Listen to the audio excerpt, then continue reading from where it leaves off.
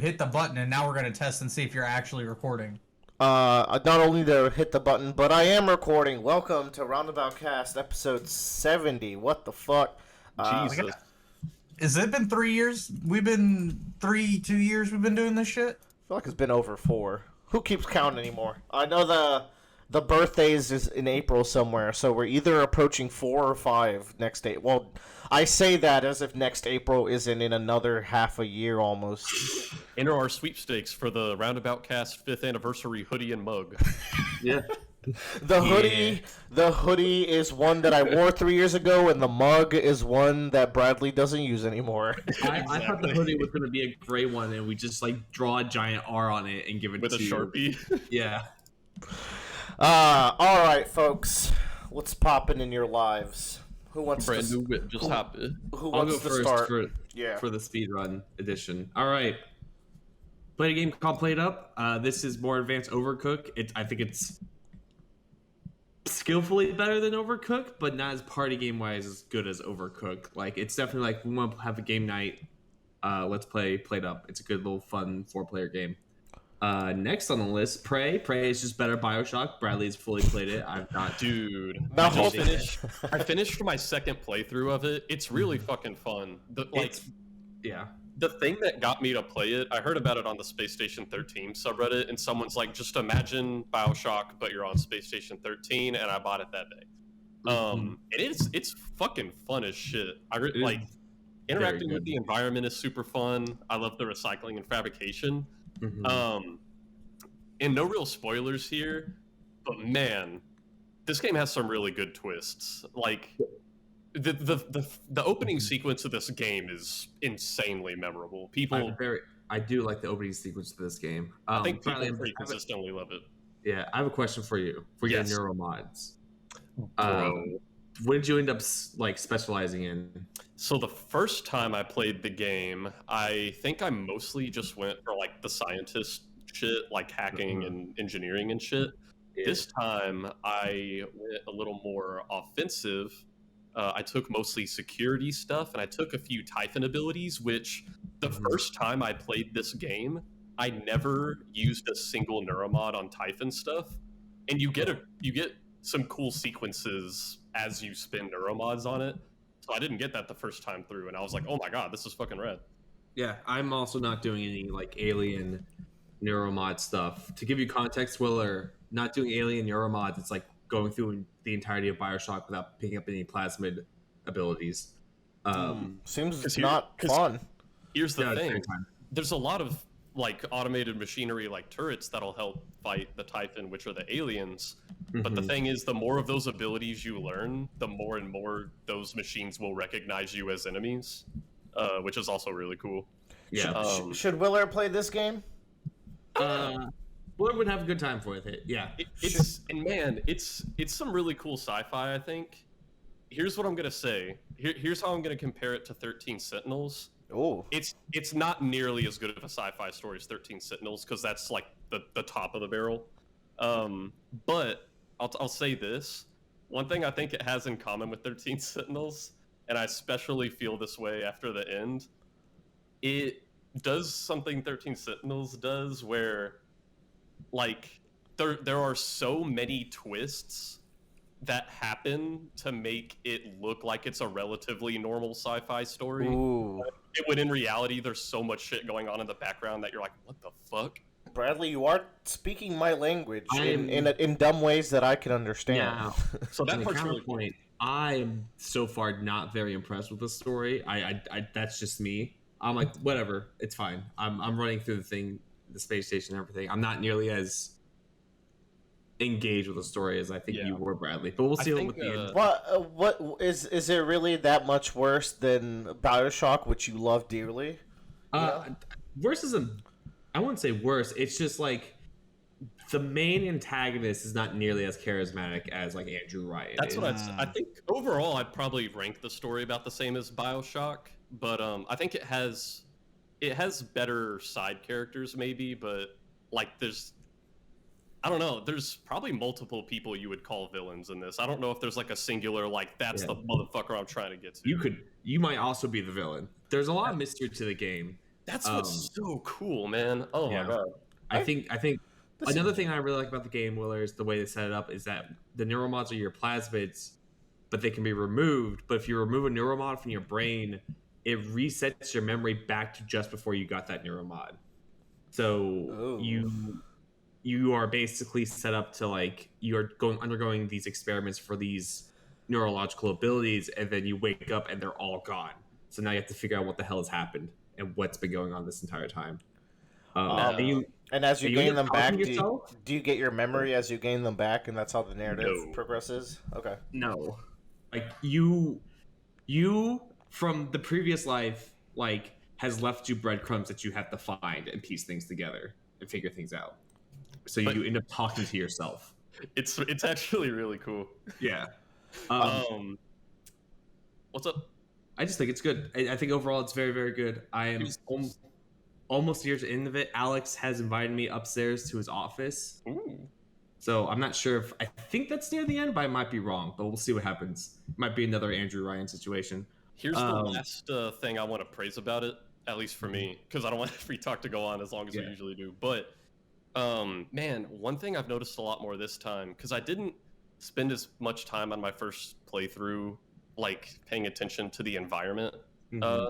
But man, I think there's really cool environmental storytelling because like for example, you go down to the cargo bay, and if you hack open into one of the like shipping containers, you'll see like, oh, there's a poker table set up here with a bunch of whiskey on the floor. I bet these people come in here to fucking play poker when they're not supposed to. Or It's like you'll read through people's emails, like you'll be in, I don't know, the hardware department, and like you'll see one guy like in the maintenance tunnel, there's a desk and he sits on a folding chair, and you're like, oh, this is a shitty desk. And then like you'll read one guy's emails, and he's talking about, he sent an email to a female coworker. He's like, you should stay away from this guy. I don't like the way he looks at you. And then if you end up finding her computer, you see a reply she sent to him, and it's like, leave him alone. He has no choice but to sit at that shitty desk. And like and I think it's pretty clear that the guy doesn't like him because he's racist. But Oh I don't know, no. like, I don't know. There's just like a real bunch of really cool interactions. there's see. some great little tidbits of lore and stuff. It's like a It's a lot of 20. reading. It's like a 2013 game, right? 2017, I think. 2017. Oh, it is It's much- way more recent than I remember that. Oh yeah. I've heard Yeah, good yeah. things about this game for Right, you. getting out of college. Since the last time I played it, a DLC came out, and it Yeah. makes the game into a roguelite, basically, which is really Yes. cool. I hear that game is actually what Deathloop should have been. Yeah, I watched a Game Maker's Toolkit on that, so Yeah. that's cool. Pretty badass. I'll probably pick that up once I finish up the initial play run. Anyways, Prey's a great game. I highly recommend it to you, Willer, as like Bioshock follow-up, because it is like what modern Bioshock would be, just in Cool. space. Should I do it alone or should I wait till next October to play it with you? I would go through it again. There's a lot of stuff that I could have I'll missed. play it with you, Willer. Oh, it's about time that me and Tyler do a game. It is true. I own Prey, so it's easy. Now, Moving forward, Tyler, tell Vengeance. me about, or Oh, okay. Joe, tell me about Vengeance. You're right. yeah, Vengeance is a game by BJ Novak. Not a game, a movie by BJ Novak. Oh, about that's my a- favorite game. Yeah, but BJ Novak is a potential podcast host that goes to Dallas, Texas, because this girl he hooked up one time lied to her family, saying that she's dating this guy long distance. He goes there and he finds out the entire town thinks that someone killed this woman instead of her Ooh. dying from a drug overdose. And so he goes around and interviews the town and tries to like just see what drives this town to a point of like delusion of like making up circumstantial evidence or gut feelings as to what happened to her. This movie is excellent. I really like this movie. I highly recommend it to Bradley and Tyler. I think you both would get a kick out of this movie. It's a very interesting, complicated movie. It's a really interesting movie. I think it's highly worth a watch. I don't want to get more spoilers. Don't Worry, Darling, on the other hand, was a very trippy movie that thinks its audience is stupid. Oh no. No. Yet they are. Yes. I saw an early screening of this last night, and the movie was fine. It just felt like there's a level of symbolism that is just a bit too much, and feels like you're bashing it over our head. It's like, okay, I get it, we need to move on with the story. See, but I like Don't Look Up, which is the most unsubtle movie I've ever seen. I don't think you would like this movie. Willard. Interesting, I'm gonna be but real honest. it's another Florence Pugh mid movie. Oh, They gotta stop doing I think Bradley's Florence girl Pugh like that. is great. I think Chris love her. Pine is great. I just think like the direction choices of this movie is not so great. That's a like bummer. they're I really yeah. wanted to go watch it with y'all too, but the Alamo Draft House sold out. Yeah, it's like I don't want to go into spoilers. I think Willer, just to satisfy my just wanting to talk about it, you should go see it. You're just curious. Yes, but I don't think you'll end up liking it. I think you'll be like, this is. It tries to like really. It has a theme that's really strong, but it doesn't accomplish it in the best way possible. Now, It's kind of Joe, frustrating. how good is Bullet Train in comparison? Because I also need to Bullet watch Train is that. like miles above this. I think. Miles per hour. Bullet Train is tons of fun and just actually is like. Bullet Train gives me the sensation that I got from when I was watching the Good Guys, which is one of my favorite movies ever. It's got a great style to it. It's got great character. You would like it just for the characters because it's got great character writing. And that one's really good. Everyone Nice. here should go see Bullet Train. Tyler would absolutely deplore Don't Worry, Darling. He would actually shit on this movie until the end of the earth and say it's the worst thing he's ever seen. I don't know. I did watch Day Shift this year. Which, speaking of Tyler, what is Day Yeah. Shift? I'm done. Oh my god, like it's a movie about who plays Django? Jamie Foxx, who is a good Jamie- actor. Yeah. Jamie Foxx plays a vampire hunter. A bad one at that. Like, he's a good vampire hunter, but he's bad because he doesn't follow the rules. There's some shitty plot about vampires taking over the valley that has nothing to do with the actual point of the movie, because that's not why they end up killing the bad vampires. They only kill him because he kidnapped his family. Like, genuinely, they have an entire evil plot they're doing that has no relevance to progressing the story at all. I've actually heard that from a review I watched as well, so that seems to be a common complaint. Snoop Dogg's in it. He has cool moments. He has a minigun named Big Bertha, which is cool. Yeah. And that's about it. The movie could be a 10-minute YouTube video. And probably would have been praised as one of the coolest things ever made. But they decided to try and write, which they should not have. So a fun little backstory about this movie is this movie was written and directed by a man who has 27 years in the movie industry. Give or take. So, he's got a big, long list of like experience in the movies industry. As a stunt choreographer. And Now, that is let me probably where the movie shines, I'm guessing. It does good.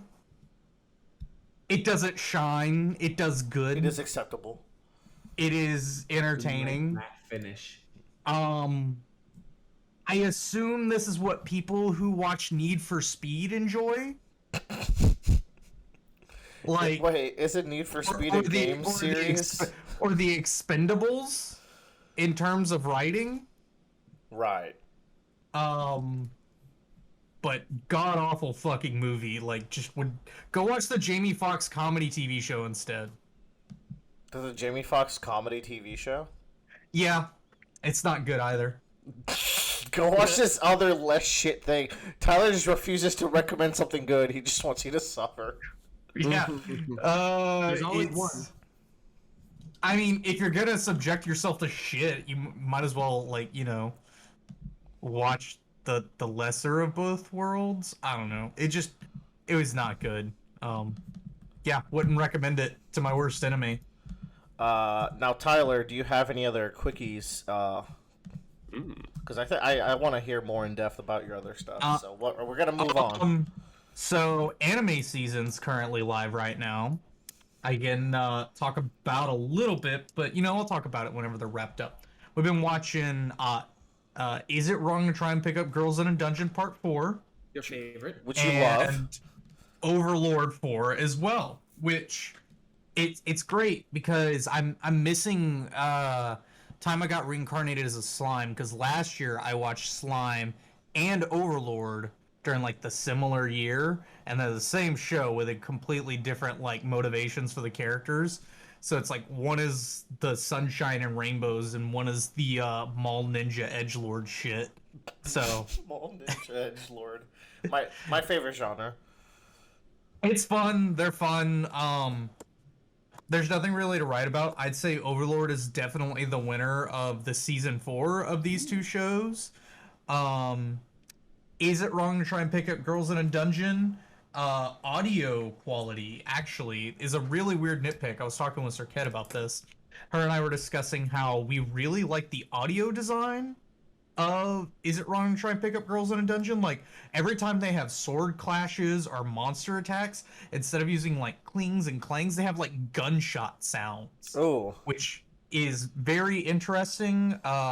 The animation's good. Like, that's the really cool thing about both of these shows, is they're yearly shows, both with really good animation. Overlord being done by Madhouse for a 4th season in a row. Ooh. So very entertaining. But yeah, they're both good. I'm not hating either one of these seasons. I'm sure there are people that may not be enjoying them, but you know, that's how it is. It happens. I wish Madhouse had more Hunter x Hunter content to animate, but they finished the series, so that's a silly wish. Oh, we could only dream. I got some quickies to go through. So Yeah. Hey, so Rumbleverse. I'll start with that. Rumbleverse is a battle royale wrestling brawler, That looked fucking cool. and I it need to get is this game. super fucking fun. I played it with our friend Austin, and within 3 games, we were doing sick ass moves, having a good laugh, like strategically punting people out of the reducing rings so that they had like. One of my favorite things that we did is like when you go out of the ring and the ring shrinking, of course, as like a normal battle royale. When you go out of the ring, you have a timer that ticks down till you die. Now, a lot of your moves have like severe knockbacks, or like you can do a spear tackle where you and the other person, like, you tackle the other person a long distance and land where they land. So we did this, like, I spear tackled this dude who was at 5 seconds away to like a far point of the death zone, so I would have enough time to get back. Mm-hmm. And then he circled around and he walks up to where Austin was, because we were playing together, and he punts him into the air and knocks him back into the ring. So he never got to step out to refresh his timer. So basically we just bullied him from getting back inside from our point of superiority, and it felt great. That was a very memorable memory. The game has like tonics you find from crates, which increases 3 of your stats, which are strength, health, and stamina. And then it also has book manuals that you use to equip 2 attacks. So those are your guns and your gear equivalents. Mm-hmm. The attacks are very cool, but there's some overlap, which it's hard to tell what attack is worth going for without playing a lot. Regardless, I think it's really fun. I think the characters look absolutely hideous. Some of the worst character design I've seen. I was about to say, like, the game. Whenever I saw the trailer, I was like, the game looks badass. The characters look stupid. I think they look hilarious. No, not even. They make me retch. They look great. I think they look great because they look like WWE toys. I don't know if y'all have ever seen them, but they look like these stupid muscular plastic things, which I think that's what they're going for. for. But when you're battle past a bunch of cosmetics and your guys are fucking uggos, it's like, who gives a shit? I just made a big fat girl because like it just feels fun to launch people off the stage with her, and that's what I've been running with. So that's been fun. It's free to play and it is cross play if you make an EA account, which is annoying, but it's playable with 3 players, I think. So we had a lot of fun. I think it's a duos only kind of game. That might be it. Whenever there's a battle royale that's not just guns, it instantly looks cooler. I know there was battle royale that was like think magic based earlier Yeah, last year. and I own that. I think everyone who had PSN at the time also owns that. And I played it once, and it seemed okay. Was it an early release? It was when I played it. But the Rumbleverse is just like out, right? It's probably an early release, but I think it's like just off the bat immediately interesting. It's like you feel fun when you do cool shit in this game, and like there's fighting game mechanics and like spacing things, and like these attacks tend to be these attacks, and the game tries to be very clear when you get out attack priority. So it's like if you do a certain type of attack that will always have priority on another attack, the UI will tell you that that's the interaction that just happened, so you can immediately learn without having to like fuck it up 100 times before you're like, oh, that's why that's failing. So I really like that. I watched two movies. One of them's called Prey, which you guys read and then just assumed it was your video game. I honestly did think that was Prey, our video game, because me and Bradley have been talking about it. No, this was just all a happy coincidence. But Prey is a alien movie. No, sorry, a Predator movie. Predator movie. What's an alien? I've seen like maybe one or two other Predator movies, but people were touting this as like the return to form. Like really, I think that when you exist in a world where all your sequels are shit, your standards might be a little low. Then again, I like the new Jurassic World, and everyone shat on that super hard. So what do I know? I think this movie's okay. It's got a cool concept where it's a Native American tribe in, I want to say, 1400, 1600, one of those two time periods. I want to say 1600. Something with French colonizations happen because some French dudes show up and they're the fucking worst. Damn. But it's like the Predator lands, and he's playing easy mode because he's fighting a bunch of like Native Americans who have bows and clubs and axes, and the tech is considerably like less advanced than the modern time period Predator movies. So I thought that was a cool touch. But like, I don't have a problem with the main character being a Native American female teenager. A lot of people have problems. People? Huh? Do people have a problem with that? Oh, people have a lot of problems with that. The problem I have is that the Predator's just kind of fucking stupid sometimes, so the plot kind of bends over backwards so she can win. But that aside, I thought the character was badass, and she's a warrior girl, and like she uses an axe like it's Kratos handling his axe of frost. Like she has axe recall because she tied a rope to it. She's got six axe tricks. So she's got some cool stuff going on, but the movie's just okay. The CGI is pretty shoddy. It's like a Amazon Prime release, which is rare. But anyways, is it on Hulu? I thought it was on Hulu. You're probably right. Yeah, I think it's Hulu. If you like Predator movies, you'll probably like this movie. I wouldn't recommend it otherwise, but it's fine. But people really like it, so. And then I watched a movie that I really liked called Bodies, Bodies, Bodies. This is the most recent Zoomer horror movie. Basically, a bunch of privileged kids throw what's called a hurricane party, and they go to one of their parents' big-ass mansion while a hurricane's happening so they can drink and do a bunch of drugs, and it turns into a murder mystery. Among the characters is Pete Davidson, who I think is very good at movies. He plays his role so well. He's also winning at life because he's got his huge peacock, so it is what it is. The movie's fucking hilarious, and I think there's a scene where characters are wrestling over a phone instead of a gun. Both of the objects are right in front of them, but they're wrestling for the phone instead, and I thought that was a very good symbol for how information can be more deadly than death for some of these kids. And I'm not like... The thing with this movie, it's like... It's poking fun at Gen Z and millennials. No, not millennials, rather. Gen Z. But, like, it's not excluding them either. It's, like, poking fun, but it's not... It's not really diminishing the things that they go through, I guess. Like it's aware of like what their life and situation is. Yeah, it's aware, but it's inclusive. I thought, and I thought the character was really good. There's a character who is so funny. She's supposed to be the dumb character in the movie, like the dumb comic relief, but she slays the movie. Every scene she's in, she just kills it. I was surprised that she ended up being my favorite.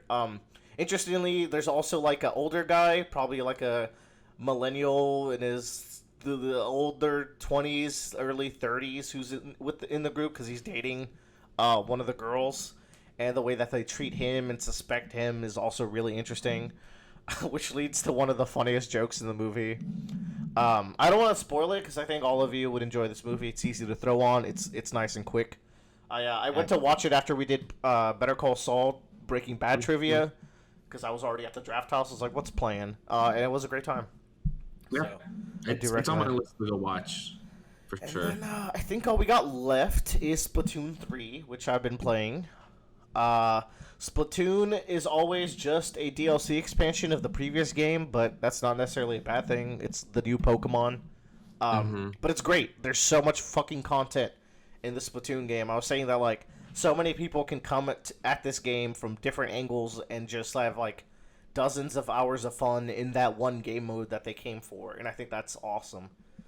It's also now the fastest best-selling game in Japan of all time. Yeah, so, which is wild. Yeah, if you're sleeping on Splatoon, it's just something for dumb kids. Well, it's very popular, and this dumb adult also enjoys it. I might actually buy Splatoon 3. I should buy it pretty soon because I feel like so I can get some good network stuff in. Yeah, I agree.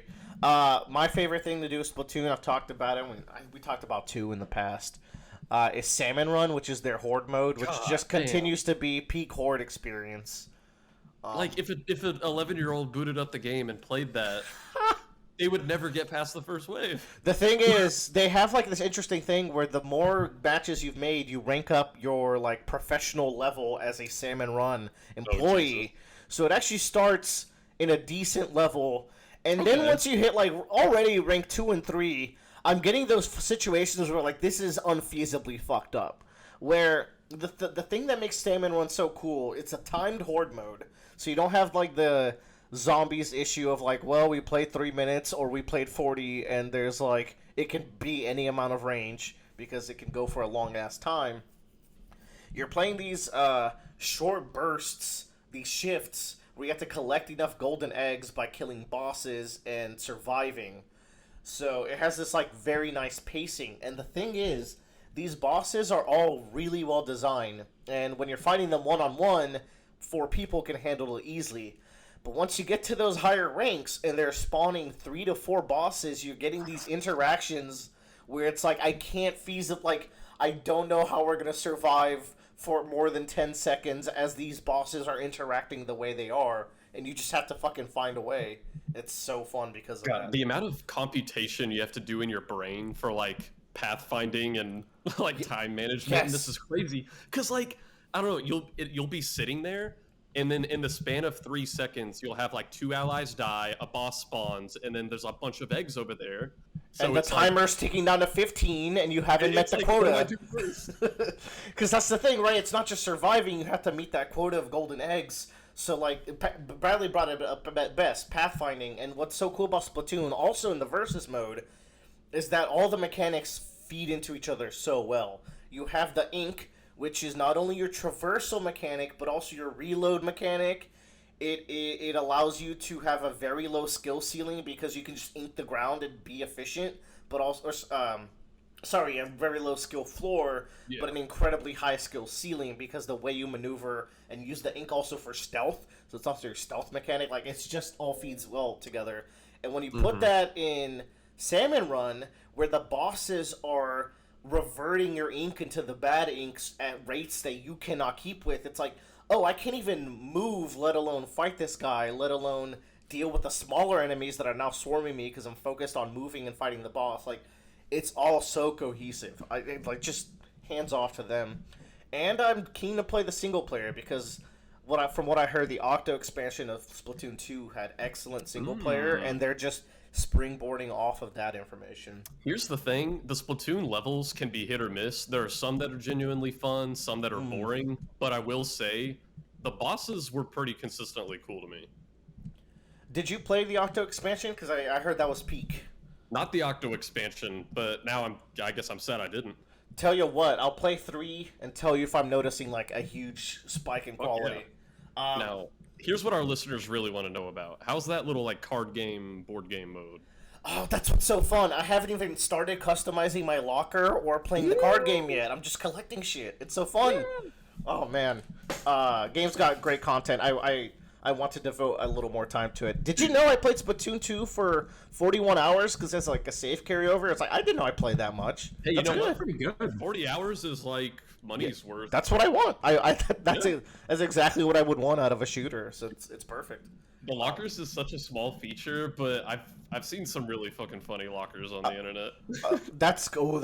I haven't looked into them at all, so I hope I get to see them soon. That's also what's nice. You get to customize your Squid Kid. I made a little boy octopus. He's got a pompadour that is a curled octopus tentacle. Dude, so. they designed some drippy ass clothes for Splatoon sometimes. Yeah, you got the fashion. Now I can customize the locker, and that's on top of the combat game mode. So like, Tyler, you should check out Splatoon as someone who literally works in shooters. I think there's a lot of cool lessons to take from Splatoon. I don't know if they would apply, but maybe you would enjoy it just to enjoy it, you know? And it's on my list of it's on my long list of if it ever gets a good deal on Nintendo games. Rip Pokin. One time you got a deal, you dodged it. So yeah, if anyone gets Splatoon, hit me up. It's fun. I should play some after. It's also nice because you can be like, I'm at work. I will play 5-minute match of Splatoon on my handheld version, which is nice. So speaking of Splatoon, which goes into Nintendo, we had a direct and a state of play today, and I just want to quickly go over if anyone watched those, if there were any highlights for you. Let's start with the direct. I rewatched them. I'm excited for Fire Emblem. I think everyone agrees that design for the characters is terrible. It's so bad. Pepsi-kun. Yeah. I saw Cool Witch Girl. That was the one design I saw that looked pretty cool out of the trailer. There's going to be a few designs in there that would be great, but like, that's the one you're going to be stuck with the entire time, which is upsetting. The gameplay itself looked pretty cool to me. Yeah. Yeah, they're adding a lot more interesting, like, flashy attacks and, like, AoEs, and that's something that I feel like Fire Emblem has very slowly been catching up to other strategy RPGs with. And they seem to be bringing back, like, a base building tier, like the school system where you're raising a town. So I hope it's as good as the school system in Three Houses, because that was a super addicting out-of-battle mode. I think they need to stick to a system like that. Especially if you're going to not be like XCOM style or recruiting people, you have very story-focused individuals that have their actual characters. I think you really need like a system where they can all gather around. You get to talk to them, very Persona-like. You know, definitely. And I like Three Houses so much that I will pick this up despite Colgate-kun. What else? I think you need Joy-Con Man.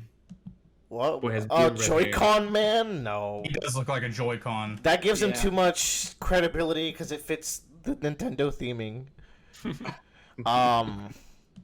Hold on, I'm going. 4. Pikmin 4 is fucking real. That's insane. Oh. Yeah. That game looks good. I like the new camera angle. Well, I mean, I guess we didn't see enough of it, but I'm keen to check it out. I mean, they talked about it. You're going to see everything from a more behind the back perspective, like towards the ground, as opposed to a nice aerial RTS perspective.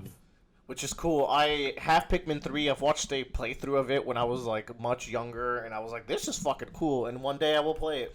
I haven't played Pikmin since Pikmin 1. Pikmin's sick. It's kind of cool. I know. Like, I loved Pikmin 1, and Pikmin 1 I've heard is like the hardest.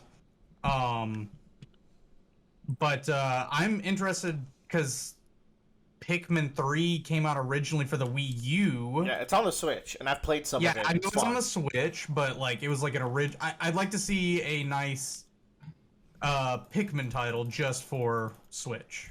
Yeah, fair enough. New Story of Seasons announced alongside other farming games. The Story of Season looks awful. Like, it's such a bummer that those games look so lame. I really liked the game on GameCube, but like just like with the Friends of Mineral Town remake. I mean, like they just made the same shit, but with the ugly 3D models. It just seems like they're too traditional. Meanwhile, the other farming games that were all just direct for some reason are actually doing cool things. I Has anyone downloaded. done anything better than Stardew? Well, that Fate, like, people were clowning on it because there were so many, but the Fae farming actually looked pretty cool. And I downloaded That one Harvest. did. I downloaded Harvestella, which looks like it's like a JRPG also on top of the farming, and I downloaded the demo, so I'll get back to you on that. But that looked cool. I like farming games, so I'm down for it. I've also recently played some Stardew, and it hit all like these little nooks and crannies of my mind that Those I love neurons so much. activating. Oh yeah. Tyler, how you feeling about New Octopath Traveler as the JRPG bravely default guy of the group? So here's the thing. I was thinking about this today because I shit on Octopath on this podcast. We all have once or twice. We've all killed Caesar. Octopath is a game that touts about its storytelling, and they're like, "Oh, come for the story," and the story is the worst fucking part of it. Oh yeah. Oh Like, yeah. The combat's great. The UI, like its execution of JRPG combat, is actually the best in terms of like traditional turn-based. Yeah, it's snappy and it feels good. You can get through battles quick, but the bosses are like huge campaigns. I will say Yeah. I usually get impatient with JRPGs, but even I was having a blast with this. Yeah. That's because it adopted like the knockout system from Persona, where it becomes like more like a puzzle game and like what you can do, and it's really clear with like the turn order, so that really helps along with the puzzle, and like you don't have to guess as much. It takes away a lot of like memorization and still keeps the same amount of mastery, it feels like, for a JRPG. Also no random encounters, so bona fide goodness right there. No, it did. I thought it did have random encounters. I think they were only in specific areas, but in the overworld, I thought they had like creatures you run into. No, they definitely had. Right. They definitely had random encounters because that made me stop playing the games. I kept running into them. Okay. Yeah. Now, if this game, there's two angles. They de-emphasize the story because the thing with Octopath was the story was 1% over the threshold where I was uncomfortable skipping it. Because like maybe now's the point where it's all gonna come together. No, okay, maybe now, or at least maybe now's the point where I get reinvested in the character stories. Because like the dancer stripper girl had such a banger opening that got me super hyped into the game. Hell yeah. But then especially like the hero story, like they were very straightforward.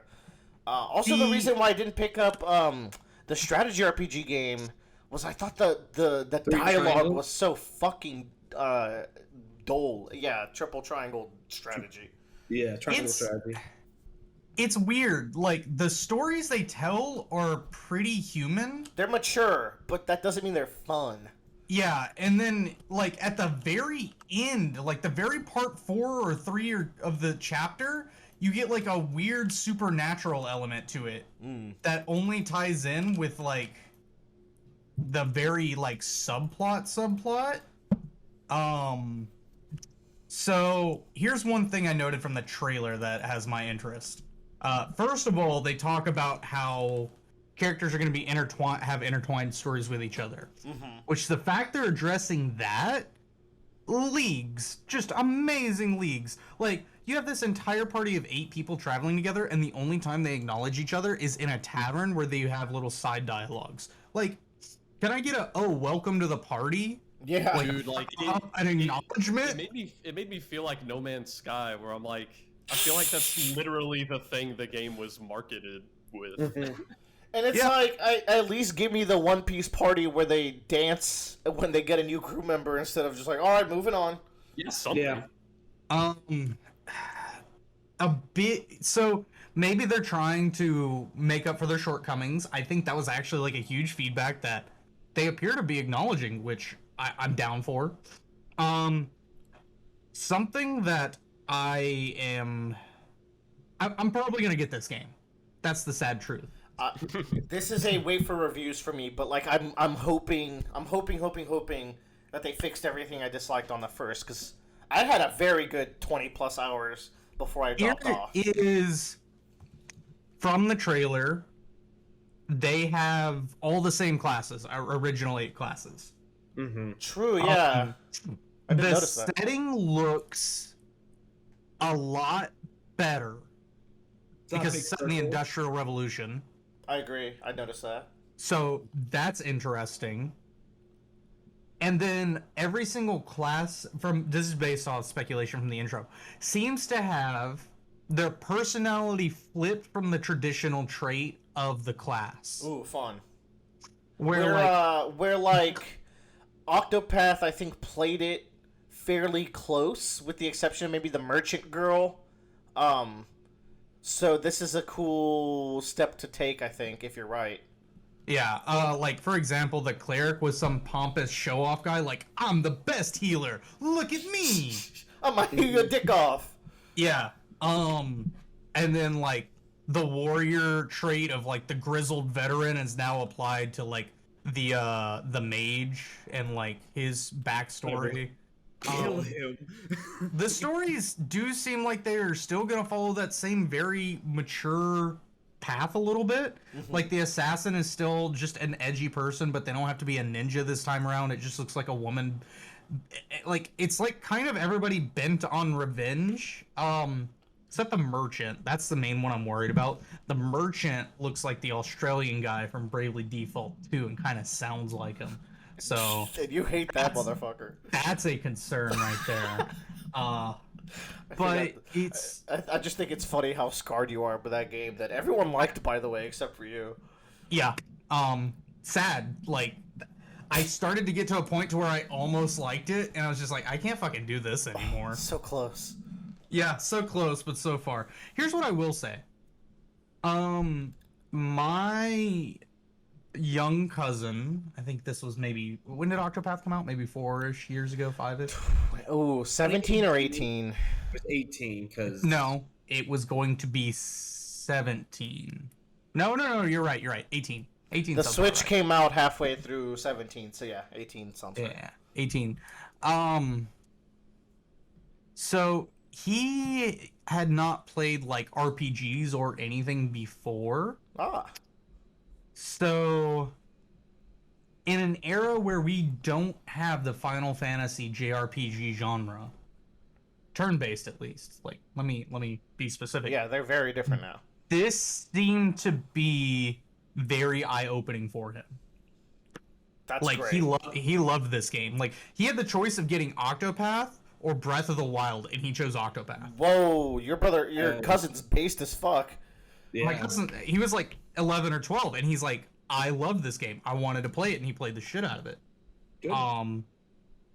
So it's, I think it does something for a new generation of kids, maybe, of JRPG players. While In a also good way. appealing to the old one with the excellent pixel art. Yeah. I think Octopath was really solid as a game. It just was like part of RPG experiences is the story, and there's a lot of reading and text involved. Yeah. And when you're not engaged with it or you're not enjoying it, that becomes a heavy burden because like Oh, yeah, you the start to get heaviest. the portions where you're just nothing but text, and you're just like, okay, can we move on to the next thing? Mm-hmm. If the story is not working for you in a JRPG, it is actually damning. You can ignore it in other genres. I don't think you can quite ignore it in a JRPG. So that's Octopath, and then I think the one thing, I mean, we could talk about Zelda in a second, but the other game that I want to talk about is the new Kodaka game, creator of Danganronpa, which I talked about in our chat Yeah. earlier. That game I looks saw fucking that. cool, man. But I was like, this game looks really cool. That does really look neat. rad. But it's also got it's got those anime cringe seeds planted.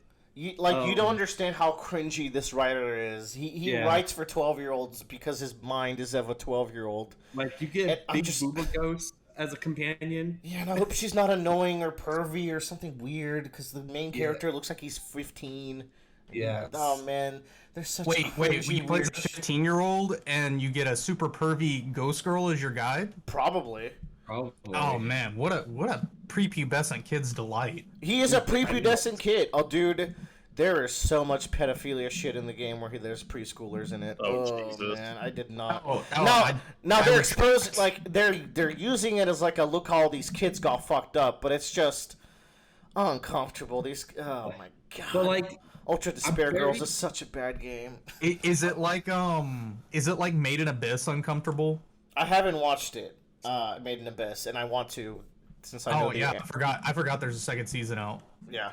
Anyways, I keep saying Kodaka has very good ideas. He's been getting better at writing mysteries, which I think was his initial weakness compared to, like, say, the writers of the Ace Attorney games that are excellent at writing mysteries, even if they go nonsense. The whale killed the person by banging the head. Anyways, but like they have really good ideas as far as like character archetypes and overarching plot / what's happening outside the world of this killing game that's happening in Danganronpa. Like I think also like Danganronpa is like piecing together segments are also very exciting because they're timed and you're like seeing everything around you. I think that's a really neat concept. I think those are unneeded, but I like the visual flair that they have now where you're going to a Persona palace and Yes. solving the crime there. I think I that's like a cool that. idea.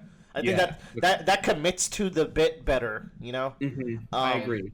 Like it's a and mind palace that you're going This into. I think. this setup of you being one of 12 detectives, you're all super detectives. So it's like, how are y'all gonna play off of each other? That seems like it could be really cool. You have amnesia, and one of you Yeah. is likely like the ultimate bad guy.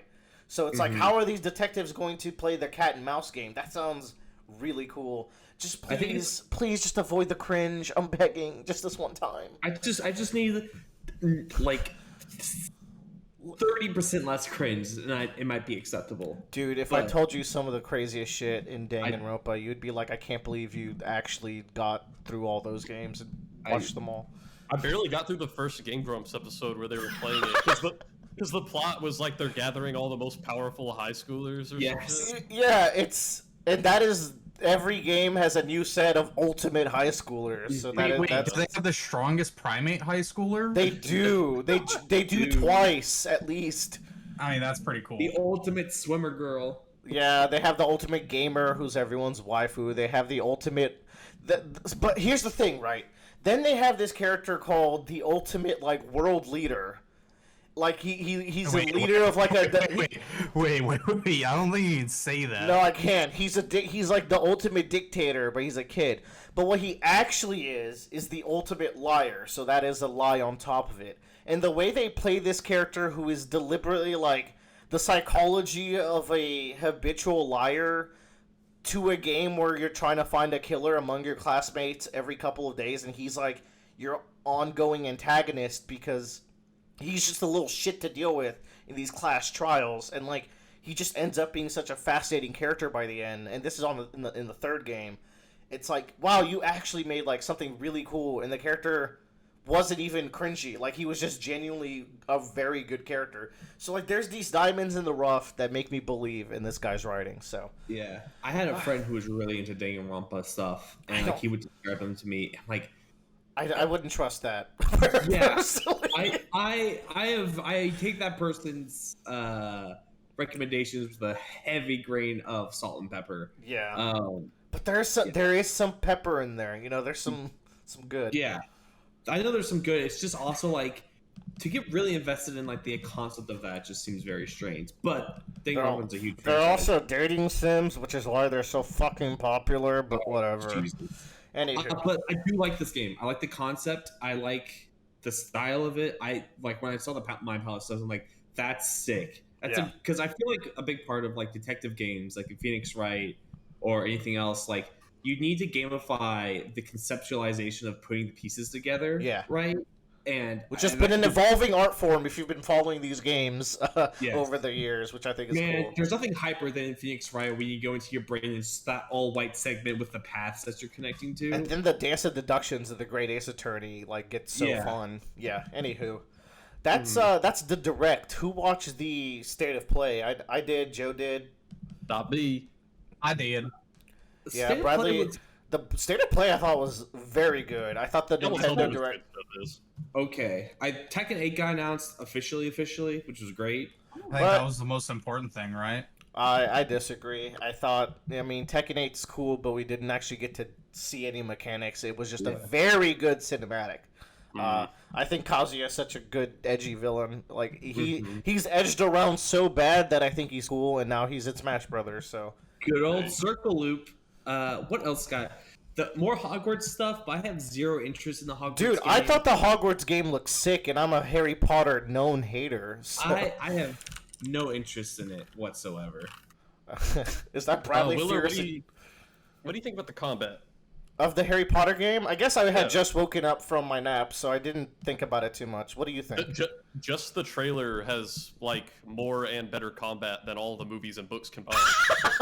Yeah. Oh my god, we've returned! No, stop! Course correct. Podcast. I got the banner set up and everything. Not done with our Harry Potter bashing age.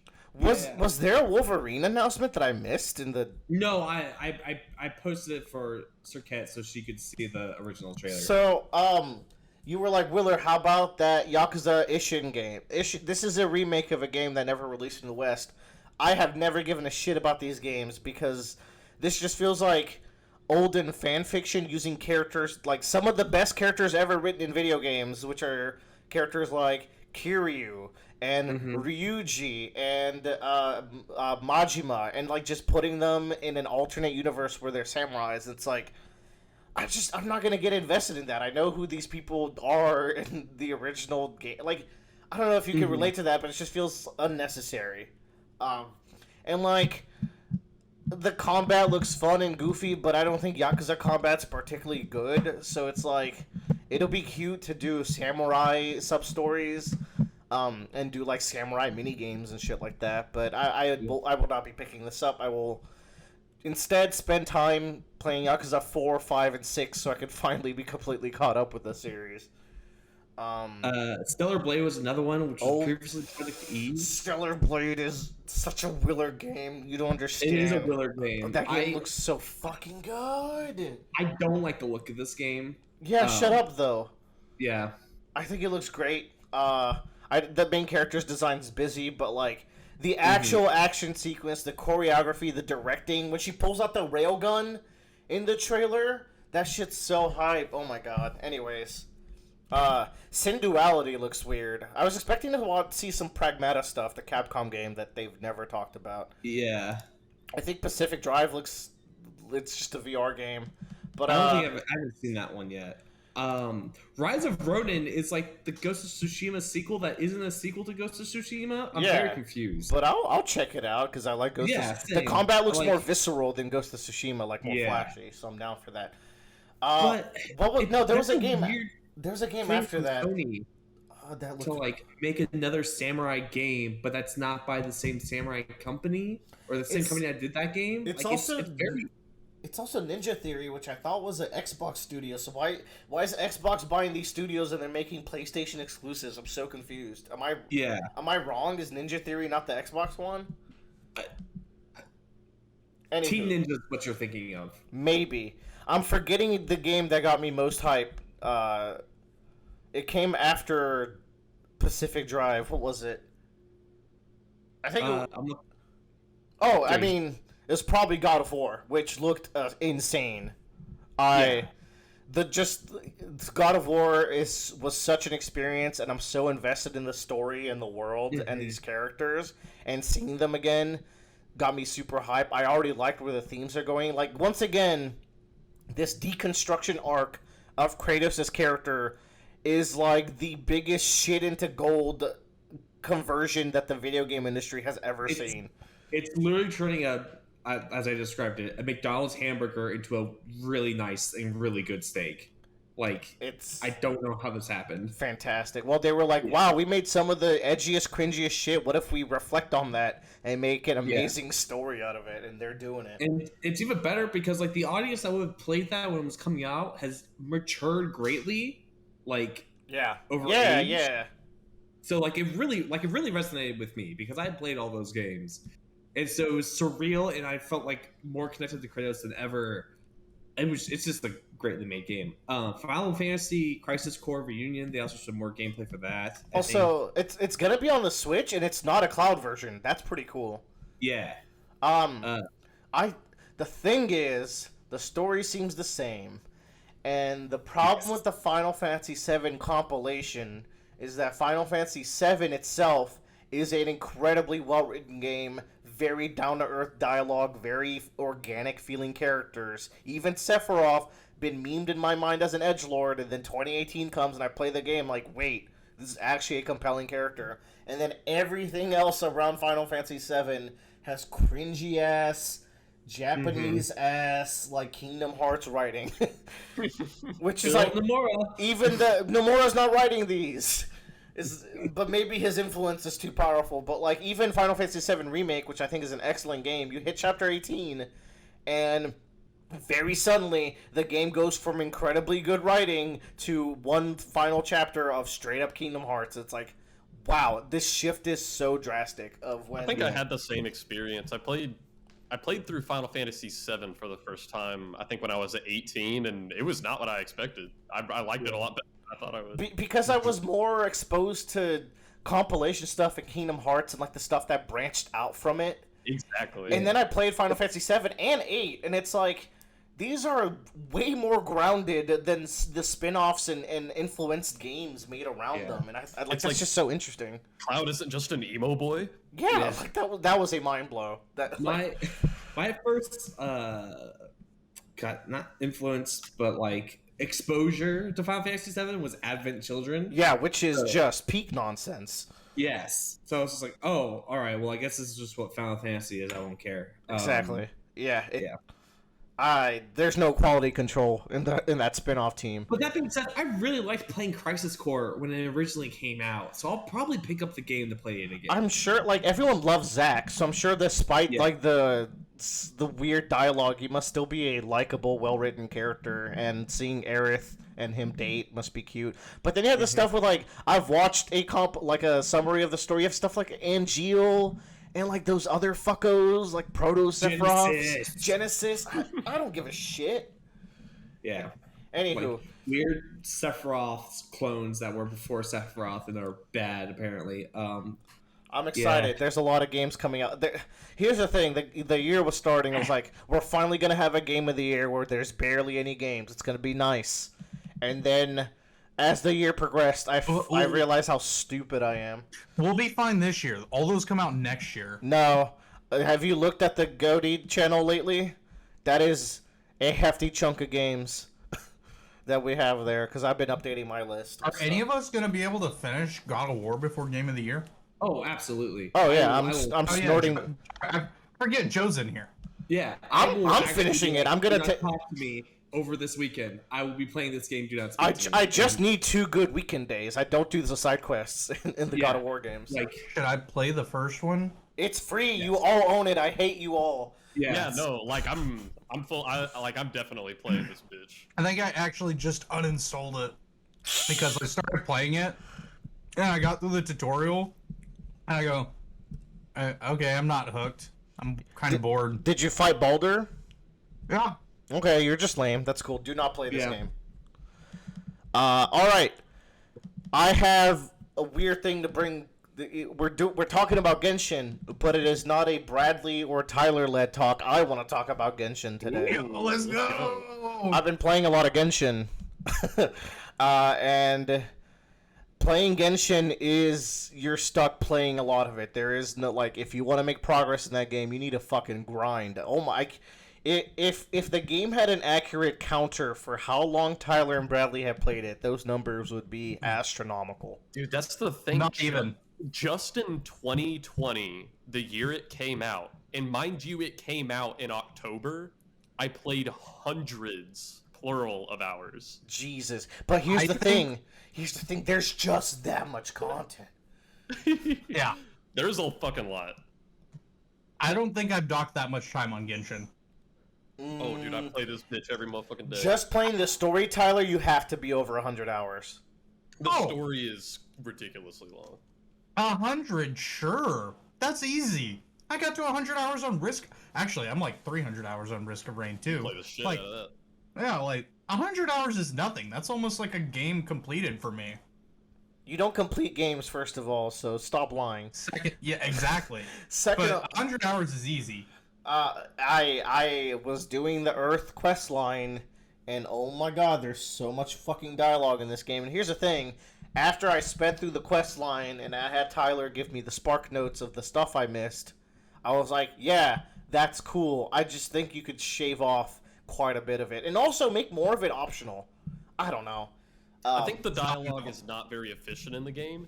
No. Oh my god. Like, the Earth, Electric, and so far the Sumeru storylines, I think, are just genuinely, actually good stories. But no one who plays the game is ever gonna know it because everyone skips through the fucking dot. Like, no one wants to read all that shit. And here's the thing. You know why nobody wants to read it? Yeah, hold on, I'm getting to it. We've gotten to the Paimon Defense Force in the past, but Bradley, at this point, you have to admit Paimon hurts the game way more than she helps the game. I still think she's really cute, but during the quests, she is annoying as hell. The way I usually describe her is she's like Lois and Family Guy, where like you come back from the commercial and it's like, Traveler, I can't believe you went to Leeway and met the guy. And they got... That's exactly it. She's like talking, like you're playing a JRPG, but you're also doing an episode of Dora where Paimon is interacting with the child audience, making sure they're getting all of it. Like, it's infuriating. If they didn't have Paimon repeat every single sentence, they would cut the dialogue in this game in half. Or you could just have Paimon be a fucking character who shows up every once in a while, and the Traveler can talk, and we can move. You know what the fucked up thing is? The Travelers can talk. Oh my god, dude, it's this whole self-insert shit that ruins games like this. That blew my mind. Like, I remember early on in the game, I was looking through all the character stuff. Like, you can look through their voice lines and like read about the character. Cute. And I shit. like that. Yeah. And I really like, I like reading that shit and like listening to some of their voice lines. And I noticed the Traveler had a shitload of voice lines in their profile, and I'm like, why the fuck do they have voice lines if they never talk? And I finished the Earth quest, and the Traveler's like, well, can you help me hang up some posters? I was like, what? I know, right? That's like when I played Pokemon Masters and Red talked, and I was like, holy shit. Now, Red says sometimes words are not necessary, and then proceeds to barely talk in the Pokemon Master story, which I think is brilliant.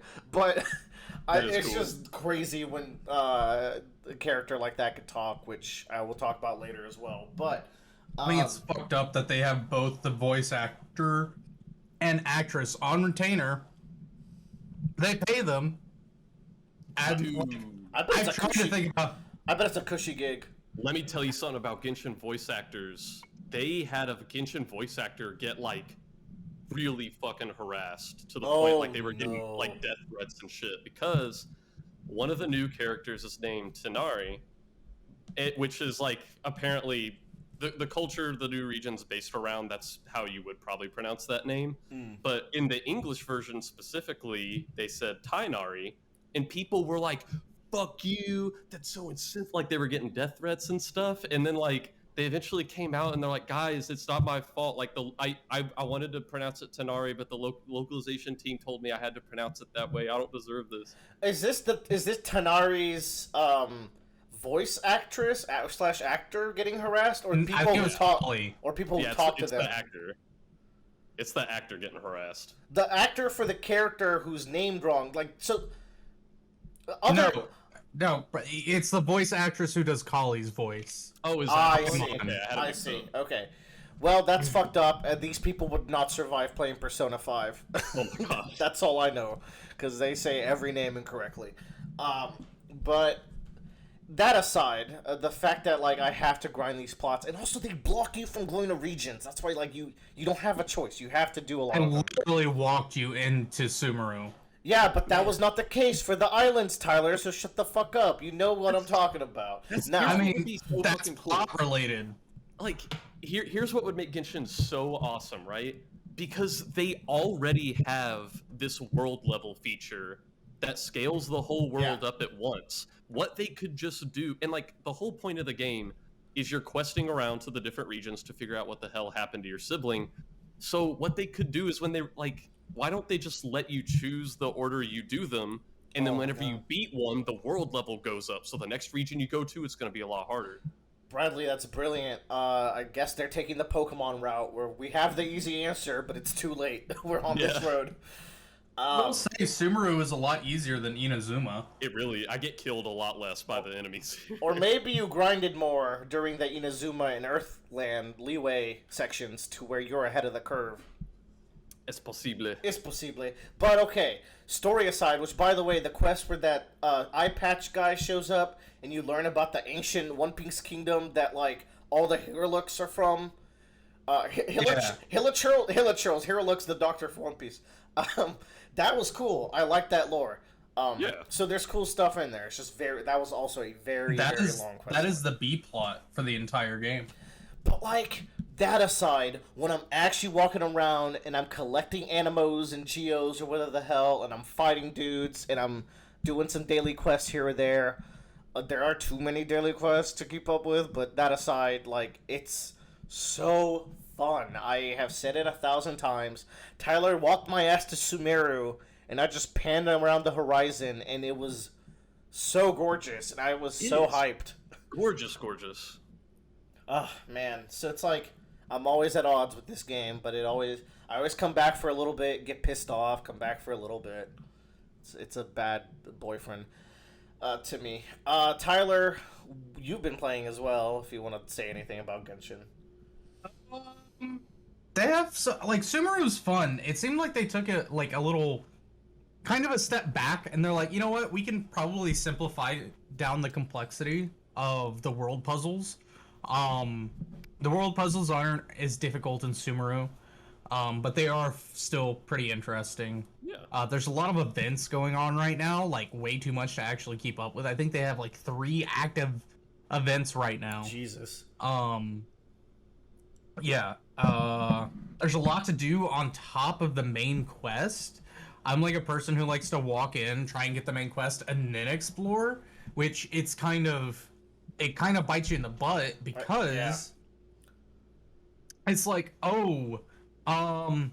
look at all these events that you only have so much time to do, and I'm like, I'm not even to Sumeru yet. Well, I'm the opposite, where like I like to explore and take the main quest slow, and then it's like, look at all these events you will never do. Meanwhile, I'm over here.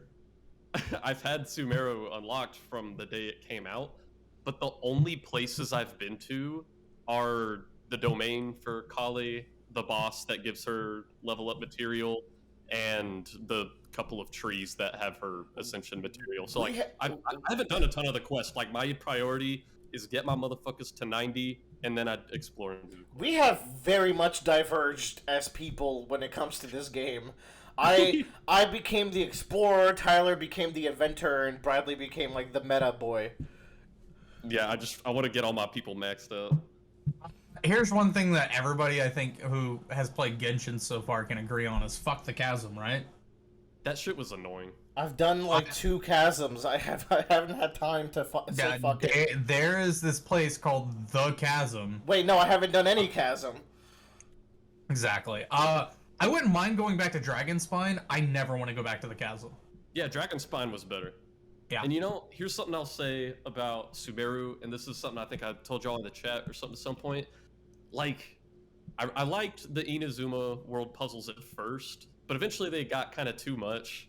Like, they were fucking everywhere, and some of them got really complex, and I think the main thing that was weird is they just kind of didn't make sense. It's like, why out in the middle of this field are there these platforms that are like electrical relays that only lead to each other? Meanwhile, to do some like engineering shit in Inazuma. But in Sumeru, not only are the puzzles like I think more tastefully spread out, the puzzles are interlocked with the story, and it's so cool. Like the withering stuff, I don't know. I think it's so cool. Oh yeah, That's cool. I like the Spider-Man mechanic. That shit slaps.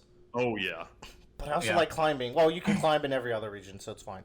I hope you enjoyed Genshin Talk as hosted by Willer. But let's move on. We've all now watched Nathan For You, primarily Tyler. Tyler, what did you think of Nathan For You, the comedy TV show? That's my actual just like kind of decipher that into words is I just feel like this man. If somebody came up to me and told me Nathan Fielder is actually Jesus Christ, I would be like, yeah, that makes sense. Yeah. Yeah, I'd be like, yeah, that's fair. But he could also be Satan or the Antichrist. They'll be like, yeah. Yeah, he could be any of them. He's a bit of a mythical figure now on the internet. I had never watched Nathan Fielder. I had known Nathan For You as a comedy show that existed. I had never seen clips of it. I had never watched it. I had no really gist of what it was about except for that y'all were watching it. And then I watched the rehearsal episode with Bradley when it first came out. I was like, this is interesting. All right.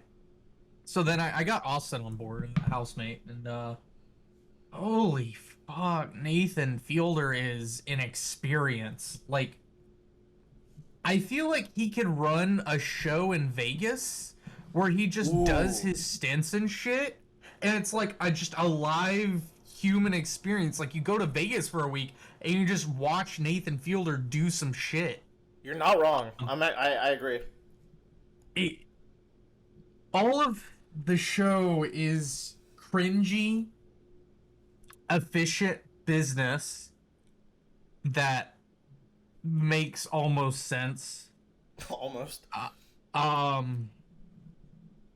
Like it's very inventive. I think it's a very both shows are very innovative or creative, you could say. Bro, he's on some thin ice. He's like pushing what you're allowed to do to human beings. Oh yes. But the thing is, like, especially Nathan For You, like when he's doing something like he's making the fire alarm a musical instrument so it can be cheaper to ship to other countries. Oh my god, that was insane. Like, he pulls it off, and the lady's just like, cool. She goes, whatever. And he's like, I just did this for you. You're not gonna fucking thank me? No, that's not how. The best part he responds with, it was a rousing success. Like, the most mild success, it doesn't matter how the person feels about it, he's usually like, I fucking nailed it. Another moment when he does that is whenever it's the job interview with the turtle or whatever. Oh my god. No, not the turtle. It was whenever he did the job interview with the little kid speaking for him. And after the interview, he's like, would I get the job? And she's like, no. And he's like, but maybe, right? And she's like, no. And then he kept asking. He's like, but maybe though, right? And she's like, yeah, maybe. And he's like, wow, I landed a job at a great Exactly. That really, like, really explains it all. Now, Bradley, what did you think of the rehearsal? We talked about it a little bit a couple podcasts ago. Now that it's done.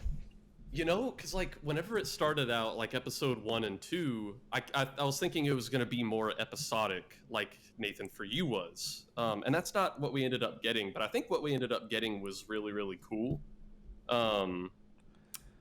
There's kind of themes of whether he was going for themes or not. I think there are themes of, like, you can never truly prepare for everything. He spends the entire show trying to get these simulations closer and closer and closer. But I don't know, you can never really truly be prepared. I thought that was pretty cool. I've come here to be that guy that goes against literally everyone's opinion on the internet. I think this show kind of sucks by the end. No. I think this show has a brilliant first episode, and if it just kept to that theme, it would be one of the best TV shows this year, easily.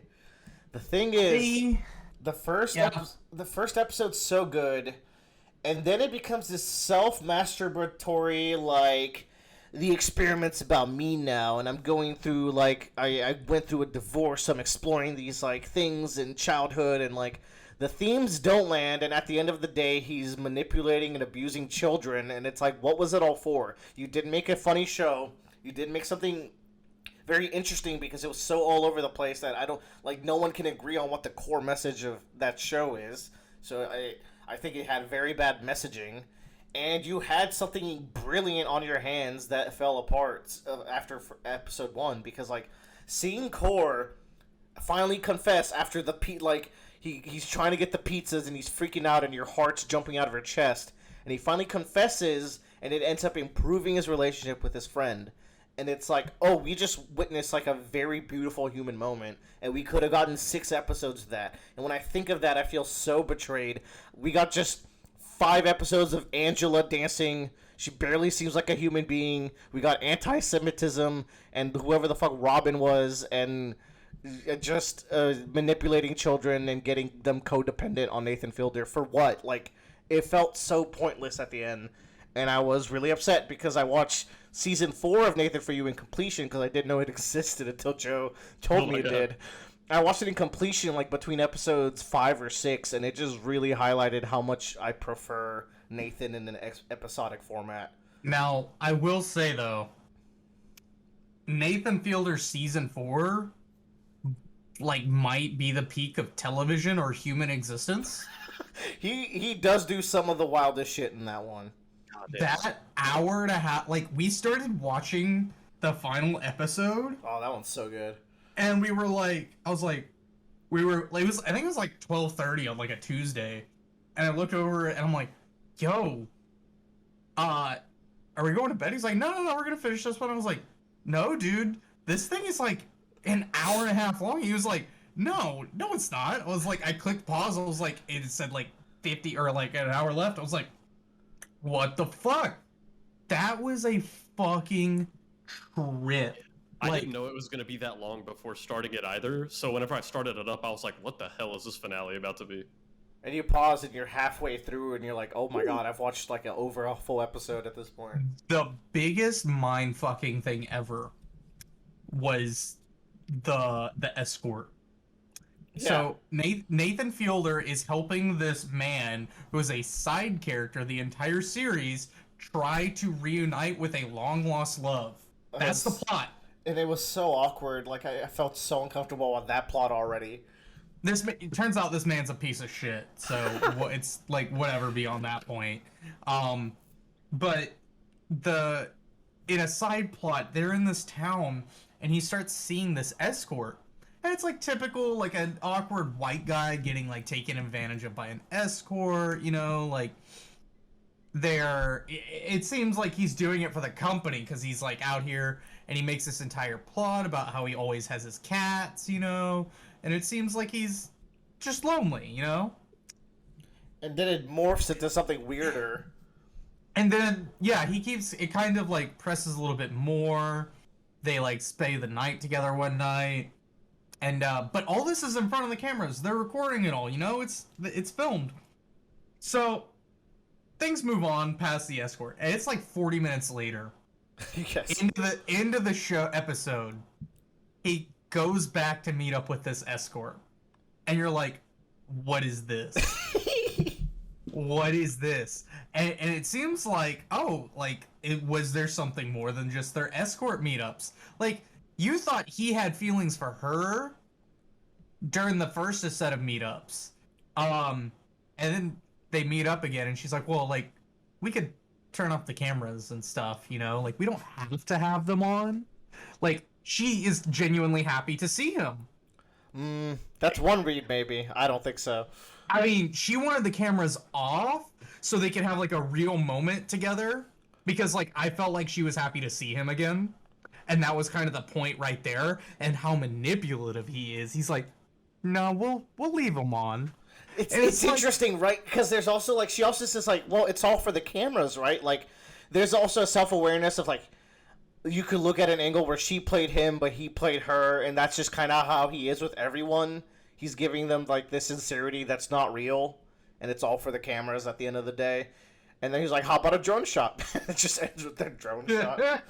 But see, in that one episode, he actually told a cool, poignant story by the end. He didn't need 5 episodes of jacking off on, like, this Angela experiment that, honestly, even the premise doesn't make sense. Like, we're going to simulate this child experiment. Like, just the core situation and the guy who was doing the inheritance that kind of dropped off the face of the show, both of them were, like, more tangible goals, and that was more interesting. See, that he dropped off the edge of the show is because he broke that man. You witness a man become broken. He he's like, how do we tap into inner feelings of the human existence? How do we actually make him feel like he's lost somebody or he's not a part of it? So he like gets him to form a bond with an actor and then pretends that actor dies just so he can feel sadness in the same scenario. And it's like, But Tyler, that's so interesting. Oh, that's so Like- good, and it didn't take forever to do. yeah, but he broke a man, he broke a kid, like Yeah, Jesus. A lot like of... it might just be on a whole other level how fucked up the rehearsal is. And then there's like the thing in Nathan For You where he creates this relationship between the tightrope walking guy and his girlfriend, and they never meet, and you're like, oh my god, this is so wrong. So Anywho. here's what I'm thinking: is the rehearsal season 1? Because it does have a season 2 coming. Yeah, which I hope, fingers crossed, it's what I Hot want. theory. What if the rehearsal season 1 was all an act to prepare us for season 2?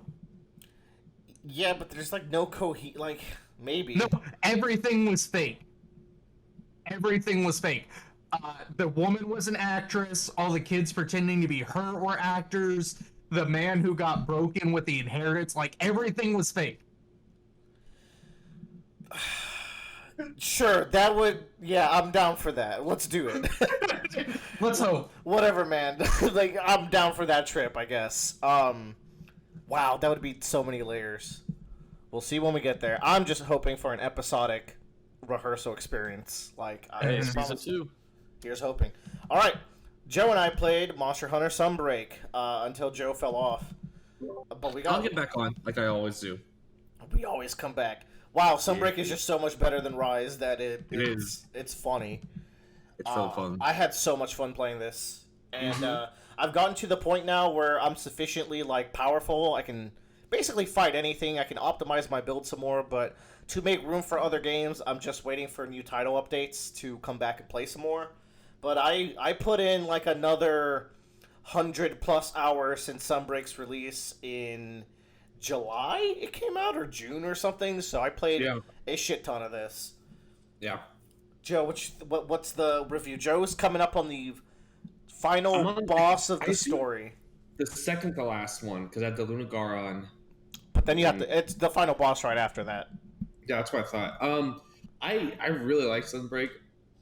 I think they tightened up a lot of the issues I had with difficulty in Rise base. Yeah, like for Rise felt very, very easy, and I can attribute that to some part of like I played Monster Hunter World and like I have Monster Hunter experience, so it's not going to be the hardest thing in the world for me. But like there were definitely, but for the majority of Rise, I did not care about my armor, and all I did was just like raise my weapon if possible for attack damage. To be fair, that's every low rank experience until you get to high rank. But like, but even like in high rank, I didn't feel like I needed to like other than get some high rank armor at the very beginning. I didn't feel like the need to like okay, I need to specialize in quick sheathing or like sheath crit or whatever it is. Yeah, the fun shit. Yeah, it didn't feel like that. Whereas for Rise, it feels like okay, I'm getting my ass beat by this fucking werewolf. What do I need to do to survive? And like, how can I counter this? And then I have peak Monster Hunter moments when I'm looking at my materials and I'm like, I need to go hunt this monster for this item and get that item to build this weapon because it's going to do more damage, which will help me finish the fight faster. Like, that's what I want from the game. Rise wasn't giving that to me. Sunbreak gave me a lot of that. I also had to go back into a lot of Rise content to make jewels and stuff to make my builds, which was fun. I think it was the best way to experience it, actually, because it's like, well, I just get to speed through the Rise content with like goals in mind instead of like like kind of just going dilly-dallying around. I got to like have a more focused experience and enjoy the master rank more. Yeah, I really enjoyed it. I'm one person that would rather have to gacha game decorations than make them, but that's just me. I mean, I'm on that camp, but it's It's also not, if because you only play greatsword in the game, I feel like it's not as bad as you think. I play like 4 weapons, so I have to like spread myself thin getting those jewels. Yeah. It's just like one of those things where it's like you're collecting, you have to be more specific in your material collection. And I think like what was great about the decorations being random in world was that I could hunt any monster that was relatively of a high rank and I could get like a good amount of jewels and hope for the best, you know? Yeah. Which is really great because like, oh, I can do what I want to do and then get rewarded for it. Whereas like, oh god, I have to go fight Kezu 6 times now for this jewel because I need 3 of them. Like it's just one of those things. And the one weakness with Sunbreak, I think, is the speed at which they introduce the new stuff to you. It's a lot slower than an Iceborne would do, so the pacing's worse there. But once you hit it, like, the returning monsters and the new monsters are such fucking bangers in this game. Oh my god. The crab enemies are great. Love to see them. Yes, there's a fun mini game you play as you dodge the crab 3 times as he's coming out from the ground to get you. And then, like, the brand new monsters are based off of horror movie villains, and like they're so good. I really like the Malzeno fight. He's the flagship. It's one of my favorite flagships in the series now. Yeah. Gore Magala is notoriously one of my favorite monsters in the franchise, and both him and Shigaru are back, which is like his evolved form. And I solo those fights, and it just brought back all the endorphins. Like, fighting those guys with a lance just feels so good as you're like blocking their explosions and dealing with their gimmicks. And then, like, I don't like the design of the final boss, and it's not particularly hard, but there are some fun moments in that fight, as you'll soon see. It's no, oh god, what's the name from Iceborne?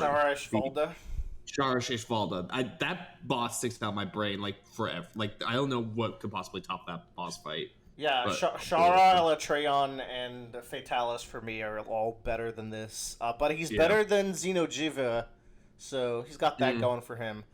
The post game, but is the theme better than Xeno'jiva? Maybe. The point is they both play Proof of a Hero, which is the theme song at some point, which is all I need. There's a very fun part where turrets fall out of the sky for this final boss, and it pops off. So the post game in this game is interesting. There's a lot of fun stuff. They've added cool stuff in the update, and one of my favorites, to save a little time, which hit my number 1, is like you can get random skills or slots or resistances on your armor, and you can keep re-rolling that. And while it's random and people get upset because they're never going to get, like, the optimal one, it's not about that. It's like, ooh, this is nice to have. I can now make a build that otherwise would be impossible with the current slottage that I have. And it's really addicting to do that system. That system can add hundreds of hours of gameplay just as you keep, like, adding new stuff to armor. It also gives you an incentive to craft multiple pieces of the same armor because you can have them be completely different by the end of your customization. Do you think that would be a system that they would bring to Monster Hunter World 2? I'm sure they're going to bring you a lot. The thing, the thing I'm most interested in is if they're going to bring, like, a wirefall mechanic, which is like the thing where if you get knocked down in this game, you can instantly get back up if you have a wire bug. And that was game breaking in Rise. They made it, like, almost impossible to die. And it's a more balanced in Master rank, but I feel like players are going to get really used to, like, quickly getting up, because that's, like, getting knocked down in Monster Hunter is the most disadvantageous position and probably, like, a noob killer, and probably puts a lot of people away and makes the combat feel more sluggish as they're getting knocked around. And other times, it's exactly what you need at that one time, because he's doing his nuke, and you're on the ground, and it doesn't hurt you. Yeah, and the thing is, like, the main thing that made me very addicted to Sunbreak, aside from the monster movesets every monster that came back is improved. Like, me and Joe fought Kushala Daora, that is notoriously one of the most annoying fights in the world, and it's like, no, actually, he's just cool now. That's just a good fight now. Yeah. Oh, really? Yeah, Rathlos also, like, has such a cool moveset, so does Silver and Fuck that guy, but, like, in a good way. Yeah. It's so difficult, actually. Some of these fights, like, me and Joe were dying every new monster we fought, and I was way ahead of Joe, and I was also dying. Yeah. which is what I want. Like, but the main thing is, I think the movesets got so good on the like you can play these weapons in such specific ways that are unique to you that it feels so addicting. And now you can switch your weapon set. You have these abilities you can use in Rise. Before you have to pick them before battle. Now you have 2 setups that you can switch from. And there's armor skills that benefit you depending on if you're on the blue scroll or the red scroll, which are the 2 setups you can switch from. Which just creates this entire different meta game. So like the skills and the weapon attacks in this game, I'm going to miss them if they get simplified back down when we get back to World, because like the fact that they got complex in a very good way, because in Generations, which was the game before World, I think they got too complex. In this game, they got complex in the right way, where it's like you can just switch your playstyle mid-hunt with the press of a button, and it just works. You can do so much stuff that's unique to your playstyle.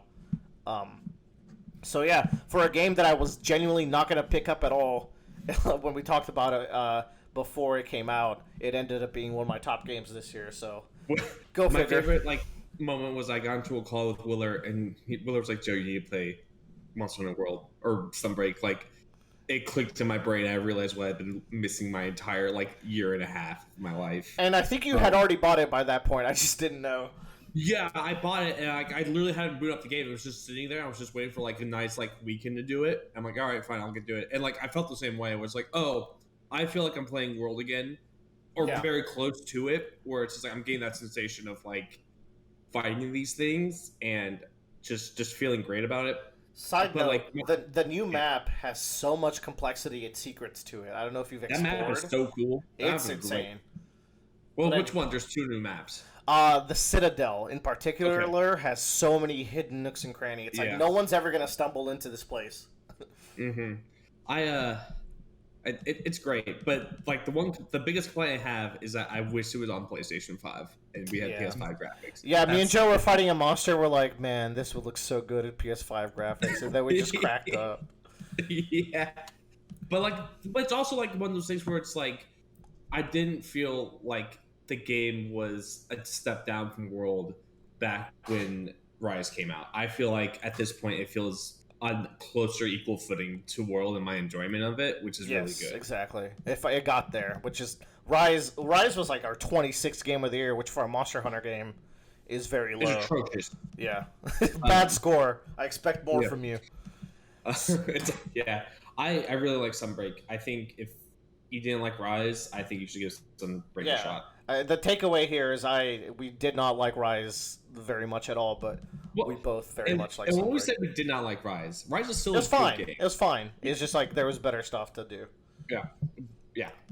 And World was also still coming out with content too, so we really had fun choices. I will say, with the title updates, they have not released enough new monsters. They're releasing a lot of variants. I hope they change that in the last ones. The variants are very good variants, but we'll see as that goes on. Tyler, tell me about solo leveling. So solo leveling is this cringy web comic adapted into novel, adapted into manga. It was a web comic that was adapted into a novel and then back into a manga. I didn't know the webcomic came first. I think you've talked about Volume 1 too, if I'm not mistaken. I think it did. I was actually looking at this today. It looks like there's not enough information on a real week. Yeah, it's a web novel first. And then it became a web. What is the web? What is the self-published manga website? Webtoons. Yeah, and then I think it got published on Webtoons. I think. Yeah, because it's right there with Shield Hero and Tower of God, Stardish. And then the God of High School era. Yeah, stuff. I've heard this in the same conversations as Tower of God, so in my mind it was that. So tier, I had some long driving to do last few months, so I found out and discovered light novels are on Audible, and so I resubscribed to Audible because I don't like to think while I drive. I just want something to be dumb and entertaining. And that's what this is. So there are only 4 out of the 6 novellas adaptations on Audible. It is not a good audiobook. It is good quality. But you hear sound effects in like a teen book, you know? And all the sound effects literally sound like this when the like author is or the narrator's reading and they go squirrel, squirrel. Like that's verbatim how they sound. I'm not a good I am not a professional audiobook reader, but that is how they sound. Squirm. Yeah. Yeah. So it's about hunters. Basically, this is the world of Hunter x Hunter if it was done from a perspective of someone that wasn't gone.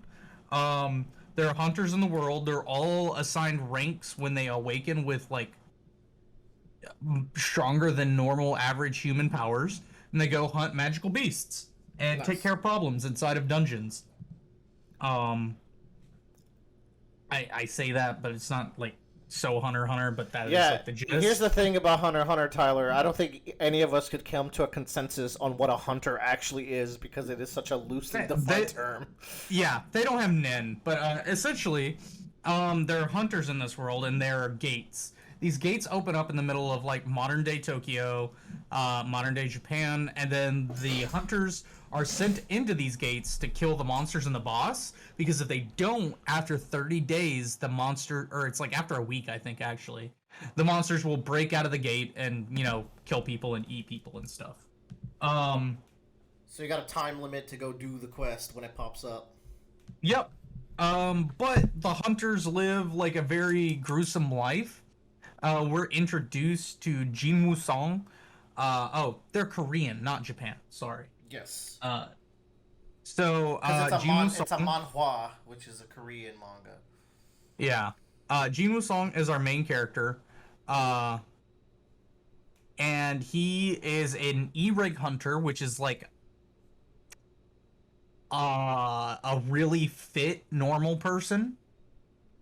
Probably like Bradley when he was at his strongest. That's like the equivalent of Jinwoo Sung. No one's that strong. Yeah, as a hunter, like they're not that special. But anyway, his mom's on life support. His sister's in high school looking to go to college, and he got ranked as a hunter. So he goes on shit missions and picks up the scraps just to try and make as much money as possible. Now, if you ever pick this up, this is very much towards the beginning, probably first 20 chapters stuff, but it was intriguing enough to me to keep me interested, to be introduced to these characters and like their first hunt that they go on. So obviously our character gets really strong and does some leveling on his own. How he gets this power is unknown. Who he gets it from is rumored, but apparently he has the power to level himself up, whereas every other hunter in the world, whenever they become a hunter, they are set at a fixed power level. The only thing they can actually do as hunters is like get better at combat, fighting, you know, basic normal human stuff. Is a level like an in-world mechanic of like the strength of your magic kind of thing, and like that can't be improved over time, but he can? Yeah. Like he has a UI that like unlocks for him, and he can like put points into his stats and stuff. It's like they want to write an isekai story without actually having the other world part. I mean, the other world does even exist in this one. Like they go into it. It's very similar to like the series Gate, which is where like gates open up in Japan and then like things come out and then they go in and fight shit like that. So nobody really gets isekai'd too much. I wouldn't even call this an isekai. No, I'm just saying like it has the mechanics or feel of like character finds the world hack and then grows in power. Yeah. He gets the world hack. And then he starts leveling himself up, and he's got like, I'm gonna put everything into strength, you know? And then like he looks in the mirror one day after he's got like 50 strength, and he's like, oh shit, I'm like buff now. This is cool. And then he's like, I don't see what intelligence is for. And then like he's got 5 stats, and he has to like What? I think he's got speed, strength, speed, strength, intelligence, perception, and constitution, which is like his health. Perception's a really interesting one. And intelligence ends up becoming very interesting as well, obviously. I have enjoyed this story for its simplicity because a lot of the story is very similar-ish to Worm IMO. Not as like detail with a lot of side characters or interesting side plots going on, like this Killer 7 or whatever they're called in Worm. Slaughterhouse 9. Oh yeah, the Slaughterhouse Killer 9. Yeah. But in the fact, like, we have this main character who gains a power, and a lot of the story is them experimenting with their power, discovering how it works, and their journey to test themselves with this power. So it feels kind of a similar, like, it feels kind of similar in that way Some of that. to Skitter. The only problem is I'd like the 4th book in. We have our edgelord main character. He's a little bit of he's not too edgelordy actually, but he's getting there in book 4. He's getting very cocky. Yeah, you were saying that as the books go on, you like the series less, which is a bummer. I would like some human character development or just some change. Like, instead of solo leveling, I would like some duo leveling. You know, like do something different. But they haven't done anything different yet.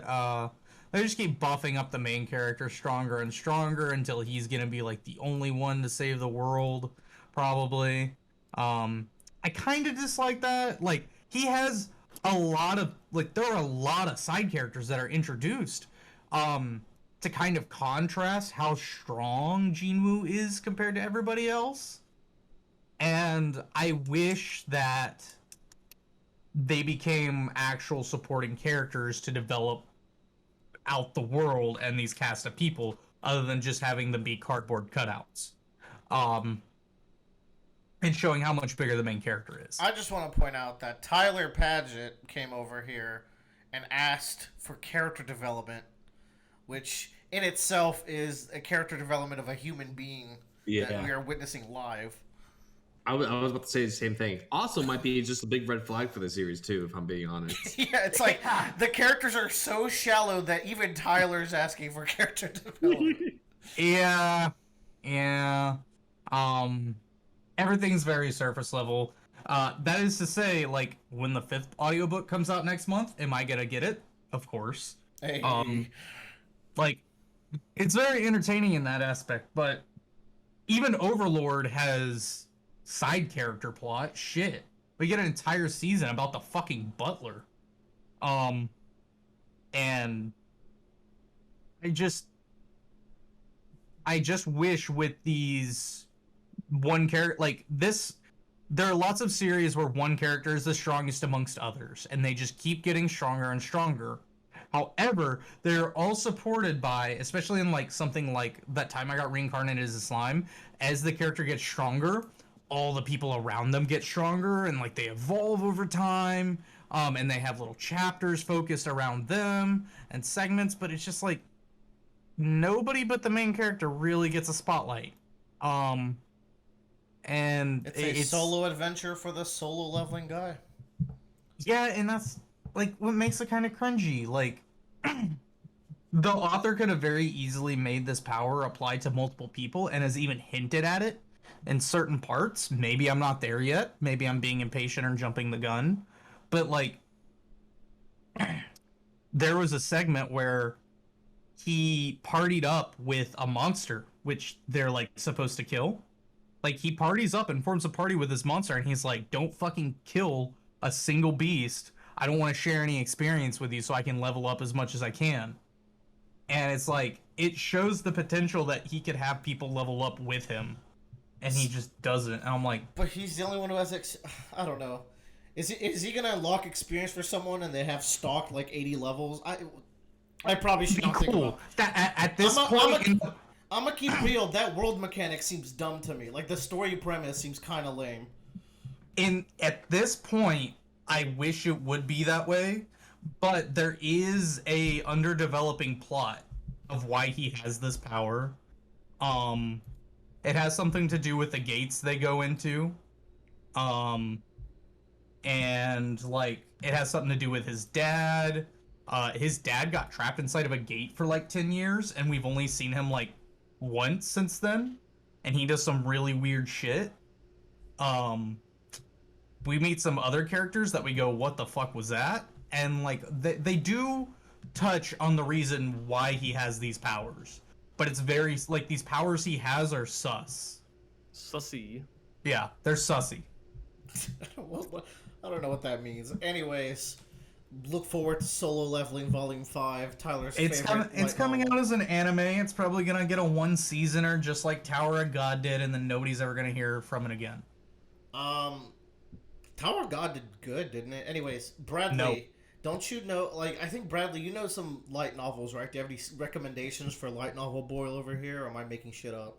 You know, here's the thing. Haruhi Suzumiya was an extremely popular anime back in the day. Put Kyo animation on the map. Mm-hmm. In 2022, I don't think it holds up as well as it did back in the day, but I still enjoy it. However, the light novels are extremely enjoyable for me. I think you not only the story of the anime I think is already really cool. So this is just like that, but with more depth and detail.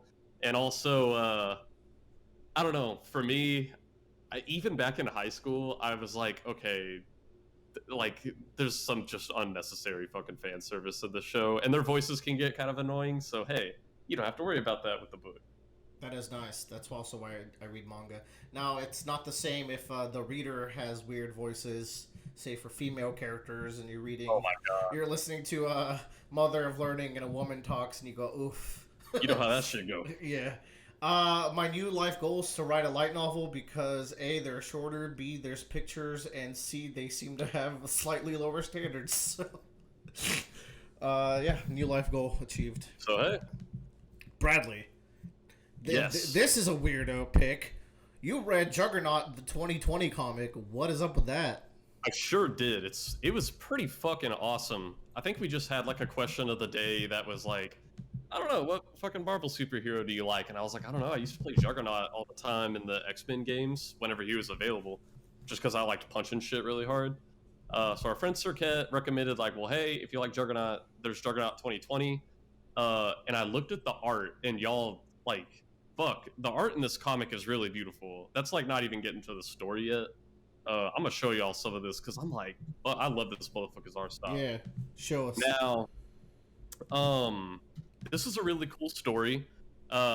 So this is like long after Juggernaut has, left the alignment of people like what was his fucking partner's name, Tom Cassidy or whatever.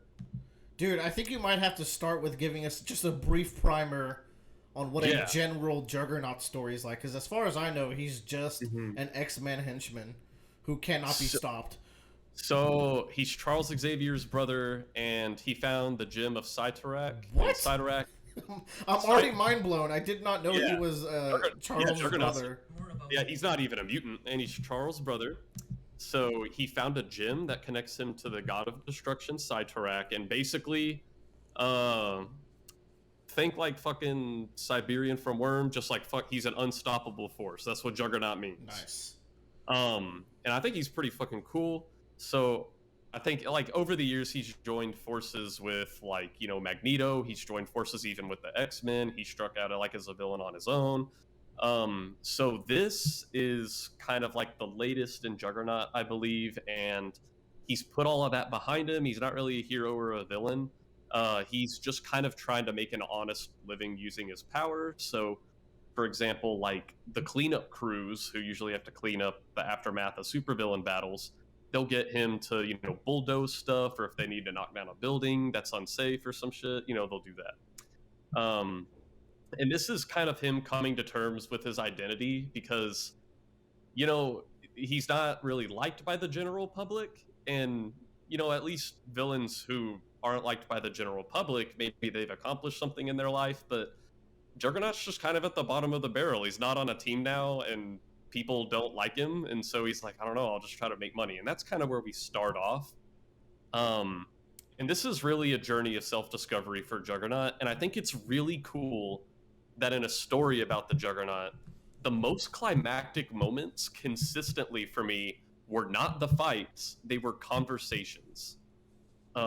Which is fucking cool. Like, in chapter 2, he fights the Hulk, it's fucking cool. Juggernaut versus the Hulk. Yeah. But that's not the cool part. The cool part is he was fighting the Hulk because the Hulk is still very much wanted by the army, and he actually manages to subdue him, and they bring the Hulk to court. And so the Juggernaut is off to the side, and they can't permanently imprison the Hulk, they don't think, but they get a lot of citizens to come to this court, and people are just telling the Hulk all this horrible stuff he did that they will never recover from. Like, this farmer, like, you totally just wrecked, like, everything my family owns, I have nothing. Or this girl who's like, you took my father from me, he lived in that office building you plowed through. And they're going through all these, they're just going through all of his crimes. And then in the meantime, Juggernaut can hear people saying, like, it's disgusting, no one should have that much power, he's a freak. And obviously the Juggernaut's like, well, I'm not a freak.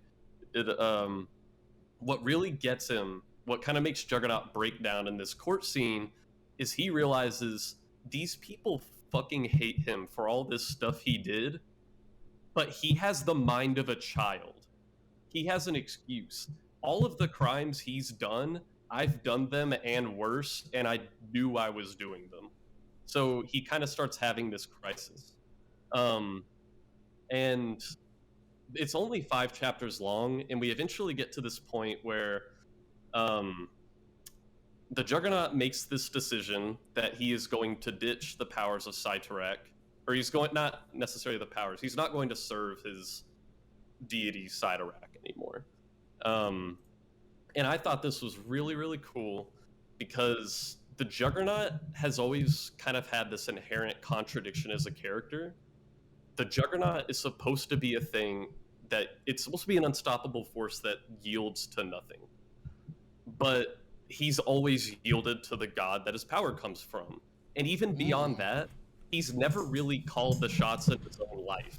He's always been taking orders from someone else, joining teams. And it's like, can you call something the Juggernaut if it's being directed by outside influence, like Kane, which is his name, has always been? Like, he's being influenced by his teams, whether it's a good team or a bad team. He's been influenced by Cyttorak. Even in this own story, he was influenced by public opinion. And so on paper, the Juggernaut is an unstoppable force that gets his power from Cyttorak. That's his power. But thematically, he never actually becomes the Juggernaut until he makes this decision, I think, that he's going to not follow Cyttorak anymore. Because when he still had the gym and was at his strongest physically, he was always influenced off of his own path by the world. And I don't know, you just can't call someone the Juggernaut if they aren't paving their own way, I don't think. So I thought it was a really cool story to end off on. And I guess the other thing I should note is his sidekick in this story is essentially a girl who, she claims she's not a mutant, but everyone in the story is like, you're obviously a mutant. Because Kane Marco which is the Juggernaut, he's not a very vocal man. He's very stoic. So this young girl who is constantly like streaming with her iPhone is kind of like the narrator, because she's the one speculating on how he's feeling and the stuff he's doing. So we get to get some cool stuff from her. And she kind of had a really cool story. She seemed really polarizing. The side I was reading the comic on, in the comments, people either loved her or hated her. But she has this big thing where she insists she is not a mutant, even though everyone knows she's a mutant. And we eventually find out why she has convinced herself of this. And it's because whenever she was young, she was riding in the car with her parents. And then all of a sudden, her powers lashed out and ended up causing them to wreck, and it killed her parents. And her powers had never really spontaneously lashed out like that before. So she ended up convincing herself, oh, I must have had one of those freak scientific accidents that superheroes are always having, and that accident killed my parents, because she's like, if I'm a mutant, that means I killed my parents because I can't control myself. Pause. But what is the alternative? Like, what scientific accident that happens? Like, that's the thing. Everybody is like, there's no scientific accident. Oh, no. Okay. So like, she's very delusional about it, and the way Juggernaut eventually gets her to come to terms with this is kind of in the climax of the story. They're in a place called the Dungeon, which is like a place that it's like a US sponsored prison. They capture supervillains, they study their powers and use those powers to kill other supervillains. So they're in the prison and they're like, okay, surrender to our custody or we'll kill you. And the Juggernaut is like, no. She requests refuge on I forgot the name of it. It's an island where all the mutants live. I'm not gonna try. Yeah, no, it's like Krakoa or something. And she's like, no, I'm not gonna live there. I'm not a mutant. And he's like, look, if they arrest you, they're gonna fucking dissect you. But he's like, these people, since they have a contract with the US government, if you request refuge on that island, they are required to give it to you. And the guy's like, I mean, he's not wrong. And she's like, but I'm not a fucking mutant. And so, I don't know. He eventually saves her by getting her to come to terms, because they won't like let her go unless she's the one to say like, yes, I'm a mutant and I want to take refuge. So that was cool. It's not for everybody, but I like Juggernaut, and it was badass, and you get to see him fight the Hulk, which is cool. Now, how much prior Juggernaut knowledge do you have? Because everything you've just talked about for the last couple minutes, I have no idea what to make of it. This is completely different from every version of the character I've ever seen, and I feel like the whole world's a lie to me right now, because I have no idea what the fuck you're talking about. But I think that's cool. The thing. I actually don't have like a shitload of exposure to the X-Men in general. I played the X-Men Legends games when I was little, and I guess that's where I got most of it. Oh, okay. But like, I never really read the comics or watched the shows or anything. I play those as well. I guess I just didn't pay attention to Juggernaut because of the cartoons. I just don't think he had the same thing going on. I don't think he had any like big spotlights in the story in X-Men Legends games, but sometimes he was like in the base and you could talk to him. You just gleaned all this crazy. And I was like, I'm gonna go talk to this. He sounds like fucking Moon Knight, who's like bending to a god, and I was like, what, since when? But that's cool. From this new character that you just invented, I feel like that's a cool way to take a story for this cool. For this new guy you made up. That's awesome. 2020. I give it a 2020 out of 100. I think that sounds like it sucks. No, it's good. Or is that like a 40 out of 100? Regardless, let us move on. Thank you, Bradley. Good talk. Jojo's All-Star Battle R came out. We've all played a little bit of this game. That's fun. This is a game that in 2013, little old me, who is a grown-ass adult at that point already, is playing this game, and it's just like makes me love JoJo's even more, because at that point, you have to understand, the only animated part of JoJo's was part 1.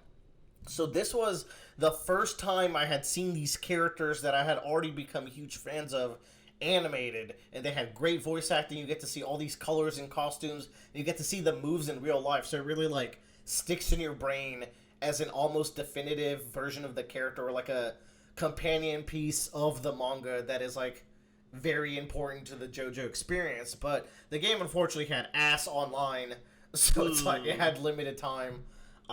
So it's cool that other people are experiencing this now, because like it was stuck on the PlayStation 3 until it just came out. And it's cool. It's Joe and Tyler are playing it. They're doing the usual fighting game guide. Even Bradley's playing it. He's learning some combos and moves. I was like, this is fun. This is what it's all about. It's really cool. What are y'all's thoughts on the game? I think the game is a great, almost on the edge of Kusoge kind of fighter. Which, if you don't know, the term Kusoge means shit game, which Yeah. is a loving term, a loving term used by the Japanese for games that are kind of unpolished or jank. Here's the thing: this game's kind of weirdly polished. They actually made it kind of a real fighter, so it Yeah. went from Kusoge to just out of Kusoge range now, I would say. Just out of it. Like there's still some strange things going on. Like I was playing against our friend Austin, and he was playing Dio, I was playing Jotaro, and his counter move doesn't work on Jotaro for some reason. I just promise you the input was not right, because I went on to see the counter move being used against a Jotaro in an online video the next day. It was just like every time they used it, it was not working. And then There's some specific instances in where counters are allowed to work in their descriptions. Yes. Also, but it can be a frame data. Well, it's a combo breaker, not even a Well, counter. Austin would I would hit Austin, it would go off, and then he would appear behind me, but I was out of range of his attack. Do you remember that happening? Yes, and I don't know what's up with that. I think the move is just maybe not super good. Yeah, but it worked against other characters that weren't Jotaro. Like, it's it worked definitely fine. Yeah. Yeah. So there's just some really weird things like that going on. The way to explain this game, though, it's a JoJo game first and a fighter second, and it really commits to fan service, and the fan service is so good. It's like, as a huge JoJo fan, I just eat that shit up. All the little interactions, all the special intro scenes where they talk to each other, the ways you can customize the taunts and the win poses and your little card online that you greet people with. It's all super fun. There's small mechanics that you wouldn't even discover unless you were looking for them. Literally, the fact that Koichi can freeze sheer heart attack is literally never going to come up in the history of this game. To do it's just so hard. There's no circumstance where you're going to pull off that mechanic, but it exists. Get ready for Evo moment number 937 where that happened. Or Dio versus Jotaro, if Dio hits him with his super and Jotaro, you happen to let Jotaro have bars, he can trigger his time stop and cancel the super. That's actually viable to happen.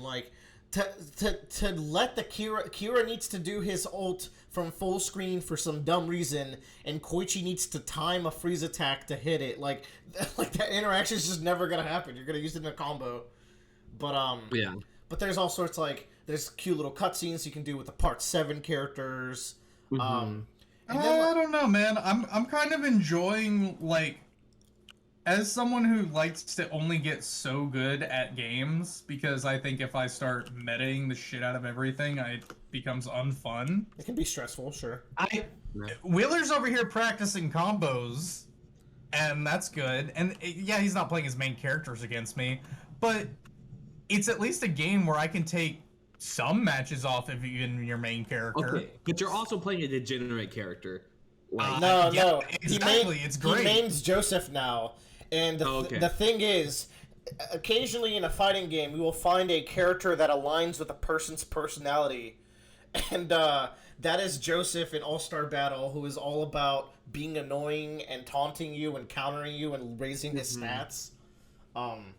And it's fun. I always love seeing my fellow brethren learn new things about fighting games. The reason why I learn combos in this game is because the combo system in this game is weirdly sick as fuck.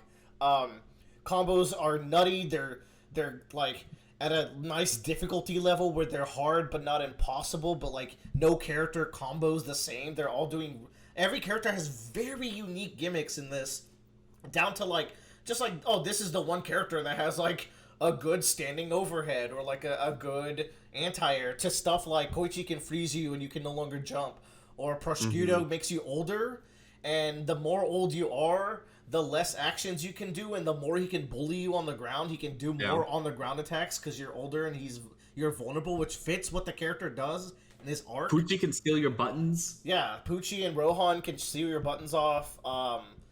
It's fantastic. I really love that about this game.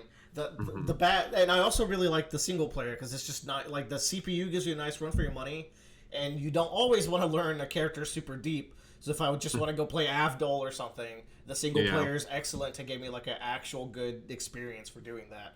And you get to unlock stuff, a lot of good unlockables, which fighting games are kind of missing out on those these days.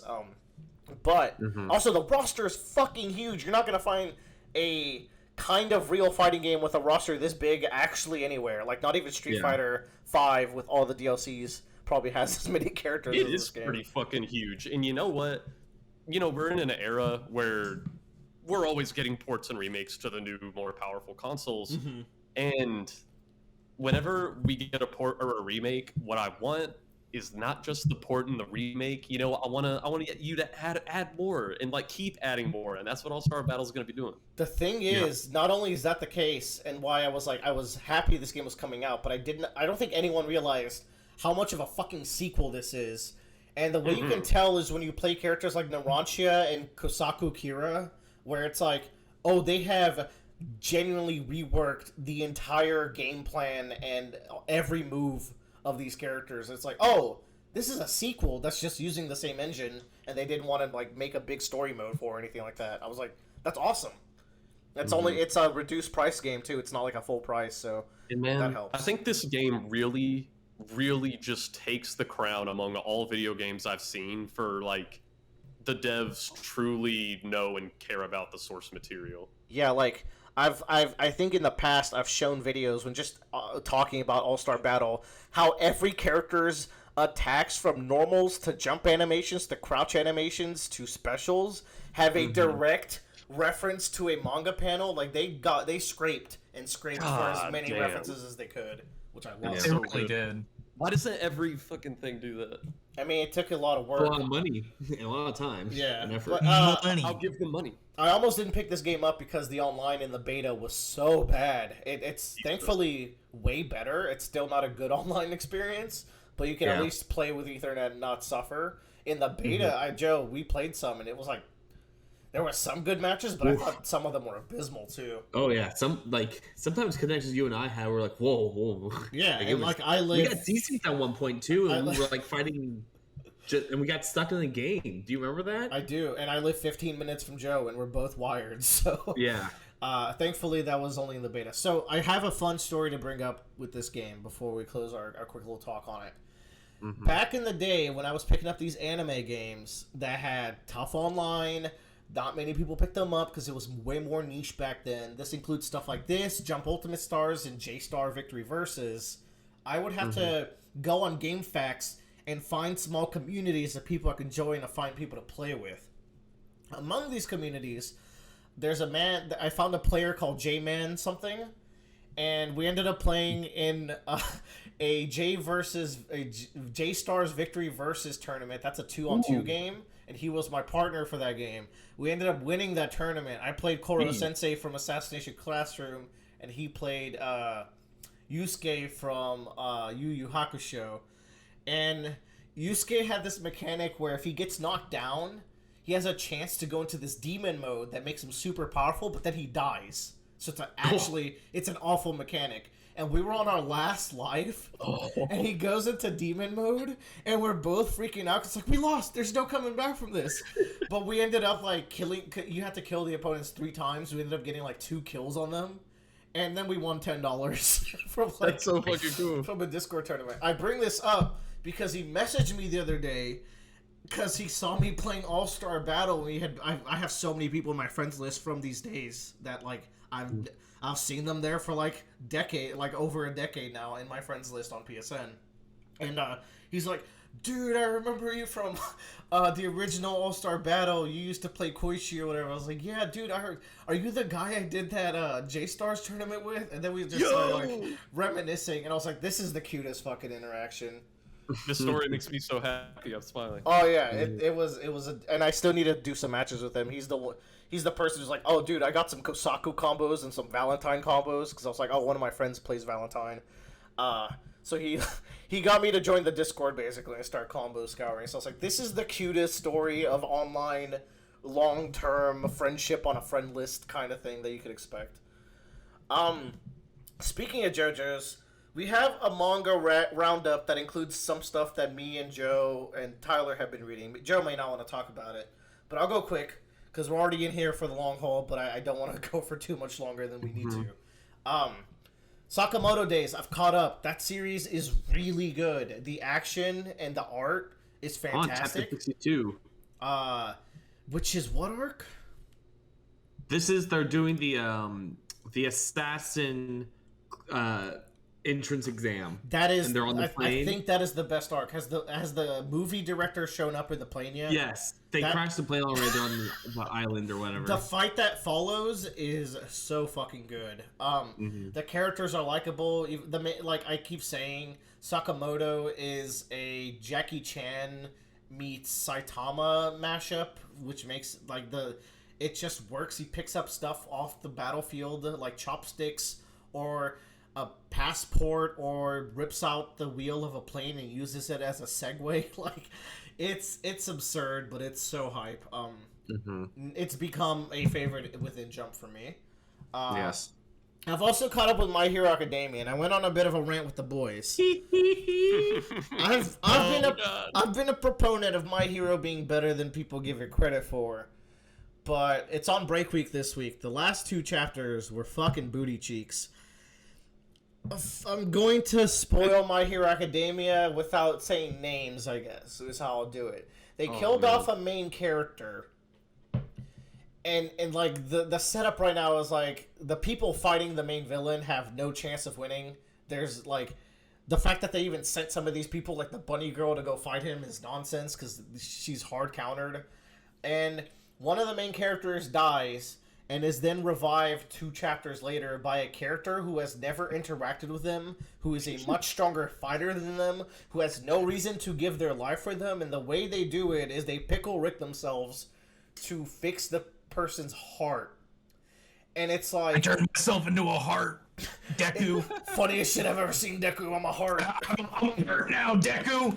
And it's like, the extents of this power have never shown to be working this way, and it's just like, logically, there's no reason for the character to do this. It's like he was handed the script, and he's like, oh, right, this is the episode where I kill myself for the main character, for like one of the main characters, and it's like, what are we doing here? It's like the dumbest way to do this. There was a more viable way to revive this character through another character, which, like, Bradley was like, hey, my girlfriend heard this character died, and here's how she thought that they would come back to life. And I was like, yeah, that would make sense, wouldn't it? No, yeah, I was like, yeah. that'd be better somehow, even though it's like super on the nose. So I don't know, man. I hope the character gets up and then Shigaraki immediately kills him again. That'd be hilarious. That would be so good.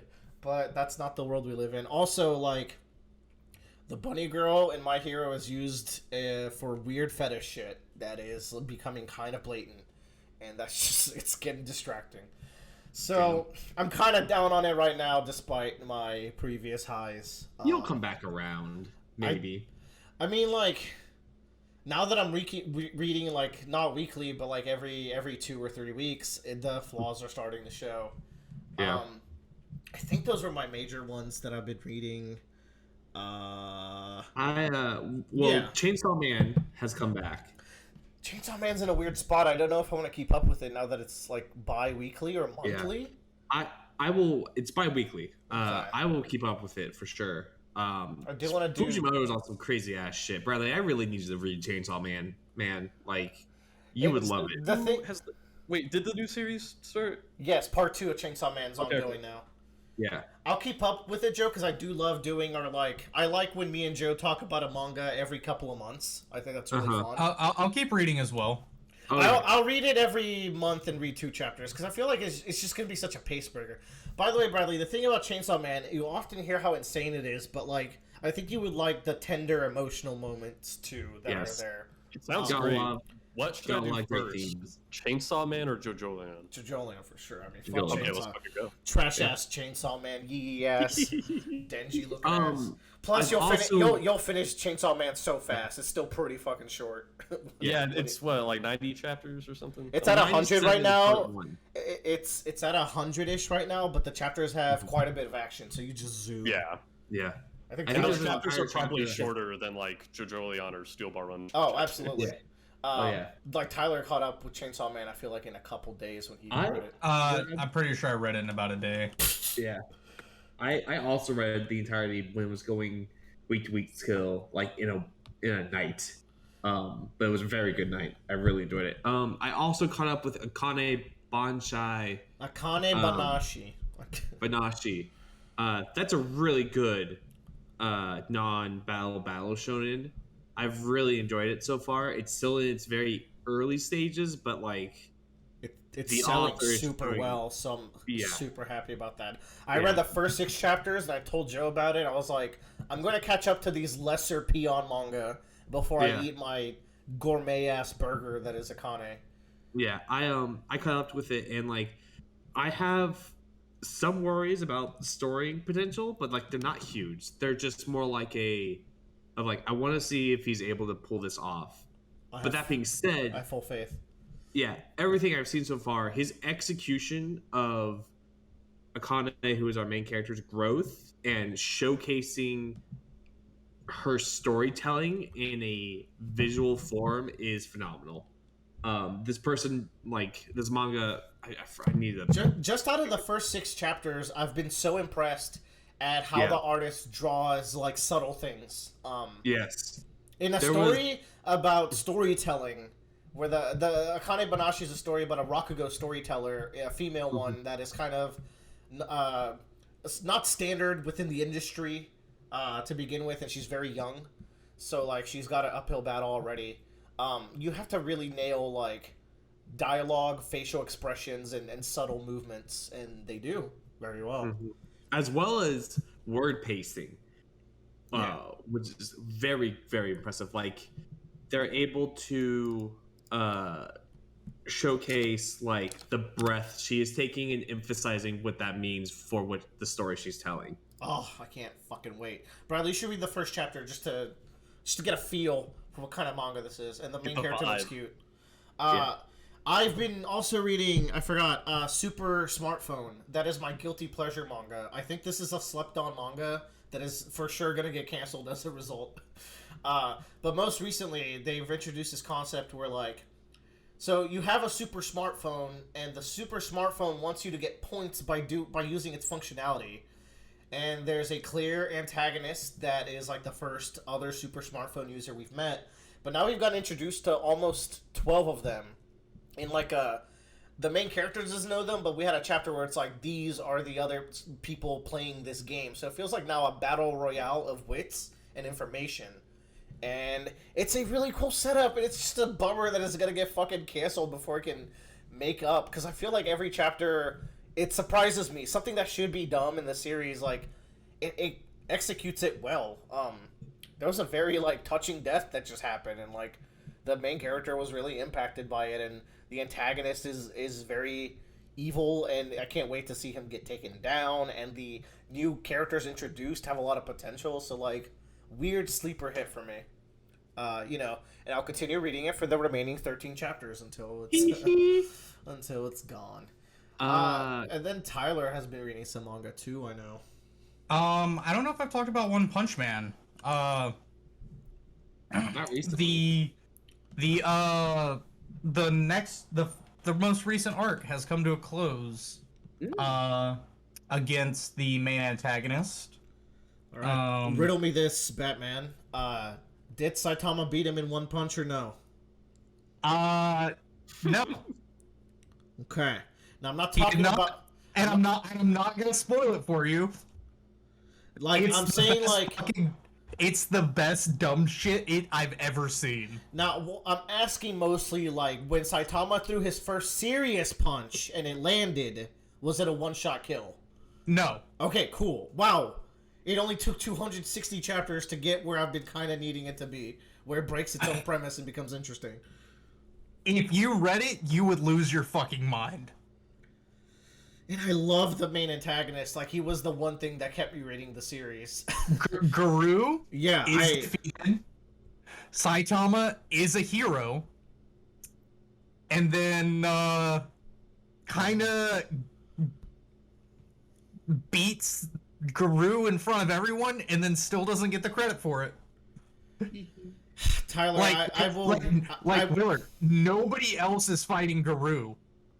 Nobody else. I need it's you to... just him. All right, relax. I need you to pick one between Black Clover and One Punch Man, and I will read the equivalent amount of Dandandans that currently exist, And now you already owe me a Dan because I do you Dan Dan Dans. I did some illegal shit for you, which Are Dan Dan Dans on Shonen? they're Yes. on Manga Plus, so they're free. Manga Plus. Ah, yeah, but does Manga Plus have an app?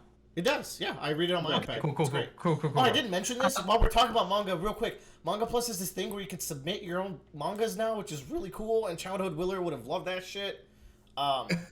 Anyways, go on. So yeah, I've been reading. I read that. I loved the ending. I loved the entire ride of One Punch Man since I started reading it like a year or two ago. But it's like on a monthly release, I think. The Murata really started, I think, doing bi-weekly towards the end. And I never actually knew the schedule. I just like would get this gut feeling, and I'm like, it's like I think it's time for One Punch Man. And I checked Reddit, and they're like, new chapter in 18 hours, and I'm like, oh fuck yeah, do One Punch Man. That's weird, dude. Yeah, You're like synced on a period cycle with One Punch Man releases. I did. It was great. Black Clover off of its 1 month or 3 month hiatus, finally into final potential arc of the entire series. Asta gets killed in the first 2 chapters. Oh, hush your mouth. They're just trying to rip off One Piece where they killed Luffy in the Wano arc. I was gonna say they're trying to rip off My Hero Academia, but potato. Yeah, everyone's dying. But they come back though. Yeah, this stuff is better than what I read in My Hero, so I'm gonna say Black Clover better than My Hero. I think My Hero probably has like deeper themes when it tries, but Black Clover is probably just overall more fun, to be honest. And if I have to be honest. Yeah, like I have had fun reading Black Clover and not having to hear Asta yell. Towards the end of the anime, which I was still watching, Asta was still yelling. They never fixed him. It's like having a younger sibling. You're like, okay, I'm used to it now. It's like you buy your nephew a new toy and he like plays, or like whenever a young kid hears a new song and they're gonna be like, I want to listen to this song 80 times in a row, and they're like, this is all I want to listen to. This is my life. This is what my religion is, and it's like some song by like Beyonce about like buckets or something. I don't know. What? Yeah, exactly. That's like how dumb shit can get. Okay, whatever, dude. We're gonna pass that one. But Black Clover's been really good. I'm happy that it's back. I've been enjoying it on a week basis as One Piece. And here's the thing, Black Clover's simple, it's easy. It still apparently has time for foreshadowing, which I never fucking realized. That's you and me in Jujutsu. We're like, oh shit, everything's been foreshadowed, but the plot's always moving and we never pick up on it. Yeah, God, we've also been reading Jujutsu, and oh my god, Jujutsu's so good. Tyler, I got to the one where Maki fought the people that used to be in her squad. That was fucked up. Maki fights the people that used to be in her squad. Like a bunch of dudes show up and Maki has to fight them right after where we stopped talking about it. Oh, outside the temple. Yeah. Yeah, I know what you're talking about. Yeah. That shit's good. Like, we stopped reading at a very inopportune part. I was like, Wheeler, you just need to read these next few chapters. You're gonna fucking love them. Let's not forget that you gaslit me into stopping at the wrong point, but we're not gonna talk about that. Gaslighting's not real. You made it up and you're fucking crazy. We don't need to let the other two know what struggles we go through, okay? On our own time. I think that's it, other than, like, my casual Hokkaido gals. Yeah, what's going on in fucking the Hokkaido gals? Nothing. They're going on a school trip, and, main character couldn't go on the school trip because his mom was getting moved hospitals, so he went to go visit her. And the girl whose switch just flipped, like, she like... It's interesting, because I met someone who this happened to at one point in their life, where they're like, they have a moment with a guy or a girl, you know, but they have a moment with another person where like a switch flips in their brain where they're just like, oh, I have a kink now. Yeah. New kink activated, and this girl gets a switch flipped on her and like her mind melts, and then she's like, "Hey, I'm gonna go now. I'll talk to you later." I mean, And then, who with a kink hasn't had the switch moment? I mean, that's just how that works. but it's like a weird thing where like she goes and like becomes this entirely new person, and she starts kind of talking like some main character, like she starts talking like r/I'm the main character when trying to approach this boy. She's like, I'm not doing side quests anymore, I'm now just rushing the main story. And like her foot's on his crotch and she's like pinning him down, and it's like, oh, okay, this is All right, okay. This is manga. Enough of your smut. You asked. I did. That was a mistake. Bradley she- has live reactions to Akane. This is more important. Wait, what's yeah, I'm Akane? almost done with chapter 1 of Akane Banashi. This is a top dad in fiction. I love him. I just want the best for their family so bad. Did you get Akane's to the end of- adorable. Did you get to the end, by the way? No, I'm almost there. Right All now, right. he's doing his promotion test. Dope. All right, let's move on. I need to talk about Omori, and this is gonna be hard to talk about because there's certain things in life that come by, and you're like, I would never spoil this to anyone. Like, you gun to my head, I would not deprive you of what this story/game actually is.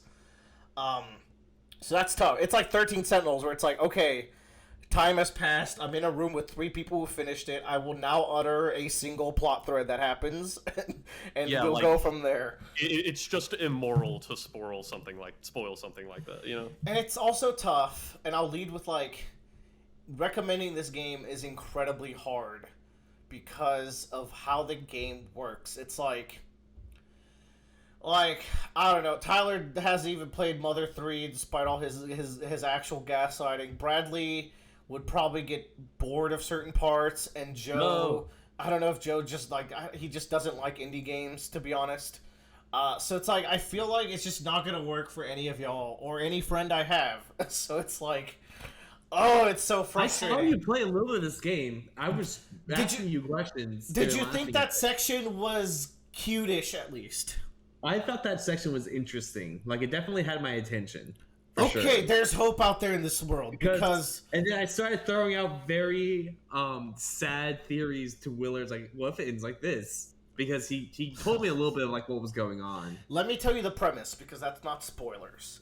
Yeah. Omori is the next in line of the great lineage of Earthbound games.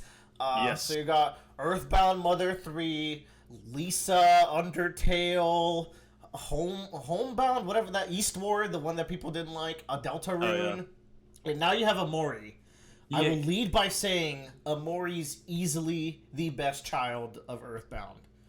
And I'll get into the reasons why in a little bit. So it's the quirky RPG, and a lot of it takes place in a non-realistic Undertale-y style realm, and that's the portion that Joe saw. A lot of the story is then taking place in what I'm going to call the real world right now, that is suburban America. And your character is Omori when you're in that kind of make-believe fun realm, and then you're Sunny when you're out in what I'm calling the real world, right? And you start to piece together that Sunny is just an older Omori, and the group of friends that you're hanging out with in what's called the headspace is no longer friends now that you're out in the real world. And the game bounces back between you waking up from headspace, going through a real world day, and then going back to headspace, and you bounce back and forth. And you start to piece together why this friend group fell apart and what the dynamics are. And the reason why I think this game really stands out from the quirkier games like Undertale and Deltarune is that the characters and the dialogue, despite the game having ridiculous little areas in the headspace, when you get down to it, the characters and the dialogue are super well fleshed out and down to earth. Nothing feels like a Papyrus. Let's look at some good Undertale characters like Papyrus or Sans or like Alphys or fucking Undyne. These characters are just not really like realistic people. You know, like I don't. Is that a hot take to say? I think they're like very cartoonish. They're very over the top, but they're fun. I mean, they're monsters. One of them straight up a fish. Sure, yes. So, I guess in the counter argument to that, the characters in Omori are extremely human. Like, despite all the nonsense that's happening while you're in the gameplay sections, the characters are superhuman. The dialogue they exchange with each other feels right, and I think that goes a long way in getting me more invested in the story. There's combat in this game. I had no fucking... First of all, I went into this game completely blind, which is the best way to do it. I'm already doing a disservice. There's combat in this game. The combat system's actually quite fun. Now, I'll go into it a little bit. There's an emotional triangle where, like, you can inflict emotions on yourself or enemies, and the way it works is, like, sad beats happy, happy beats angry, and angry beats sad. And they each different emotion has a different thing. Like, if you're happy, you're faster and have more crit chance, but you will miss attacks more often. If you're angry, you do more damage, but take more damage. And if you're sad, you have heightened defense, but whenever you get hit, some of your MP is taken instead of HP. And then the skills you get interact with those things in different ways. So, like, Aubrey, one of your party members, might have an ability where she can make herself and an ally happy. Or Kel has an ability where you can annoy someone. Or Omori can have an ability called Mock, where if someone's angry, he can lower their attack stat. And, like, you start making these little strategies about being like, okay, best way to handle this is I'm going to turn the enemy into this emotion. I'm going to turn Omori and Kel into this emotion. And then we're going to use these attacks that synergize with this, like, entire system. So it gets really addicting. Now, the thing with this game and why I'm finding it hard to recommend is that despite everything I just said about the gameplay portion, which is the headspace portion, is by far the worst part of the game. Not that it's bad. You compare it, though, to the stuff in the real world when you're in suburbia, where there is basically no combat or RPG mechanics, but that goes to, like, it's a testament of the writing when those are the parts that you are begging to get back to because they're so good. The combat, the thing that makes the headspace portions, like, kind of, like, not as good is that, like, while the exploration's super fun, every dungeon that you go to in this game is at least 1/3 too long, and that adds up when you have 4-ish dungeons that you have to go through, and you just want to get back to the story. And that's the review portion, and why, like, it's hard to recommend it to people. But, like, this is an incredible game. It took them 7 years to make this, and the last few hours of this game are arguably the best hours I've had in any game. And that's where it's tough, right? Where it's like, oh my god, this dungeon's too long. But then you get to, like, this end stretch, it's like, this is peak fiction. Like, it goes beyond video games. Like, when you find out the dynamics and the reasons why this friend group break up, it is insanity. Like, you can't fully be prepared for it no matter what. And then, like, the final stretch of the game gets so emotionally dark that I've cried in one other video game, and that was Mother 3, and that's like, not even the first time playing it. And I cried, I teared up a little bit. The final boss in this game not only is now the best final boss of any game I've played, beating out Mother 3 and Monster Hunter and Kingdom Hearts, God damn. that. It also, like, there was moments where I was, like, having a panic attack because I was like, oh god, why is this still going? Why are we saying the things we're saying? I'm tearing up. It's late at night. I just want to go to bed. Like, it hit me so hard. It's a cute game for nice children. It is not this game. You boot up this game and it floods you with trigger warnings, and you should heed them if you are actually triggered by these things. So you came out of this like you came out of Steven Universe Future, where it's like, don't expect me to be happy for the next few days. I have watched the ending sequence. Any person who has played this game, I have scoured YouTube to get their reactions of the last bits. Oh my god, I love that kind of game. I'm running out of reactions and I'm getting really sad. Like, I just can't find enough. Damn. Yeah, like, this is an insane game. People have some negative takes on the ending. I disagree. It's one of those fan bases where it's like, it's not a super annoying fan base like Undertale can be sometimes, but like the direction the memes take, I feel like are missing the themes of the story a little bit. But maybe that's how people cope. Yeah, like, man, that final boss is, and maybe it won't hit people because like I have primed them to expect something cool. It just came out of nowhere for me, and when the truth hits in this game, it hits harder than anything I've seen in almost any story. It is super interesting. It's the only that I made the main character my current Discord emote. I've been sitting on Nika Luffy, which has been peak emote or peak Discord avatar for a while. And he'll come back when Luffy does it again in the manga, of course. Of course. But yeah, I love these characters so much. They hard carry the game, and that's like a game where the gameplay is fun. So, if you do pick this up and you ever feel like the gameplay sections are dragging, just remember that I was also there, and I was also annoyed, and I came out the other side very happy. Well, you know what? I think this is going on must play for me because like I've always been a little interested in it. But after getting the Willa review, I think I'm more optimistic about it.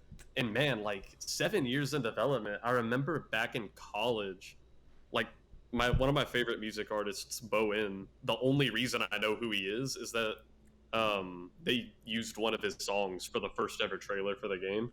Yeah, the music's kind of a bop in this game too. There's some really good tracks. I will also say the game is massive. I beat it in 20 hours. Without doing almost none of the side content. I know a lot of people can go 40 or 60 in this. I wouldn't recommend it.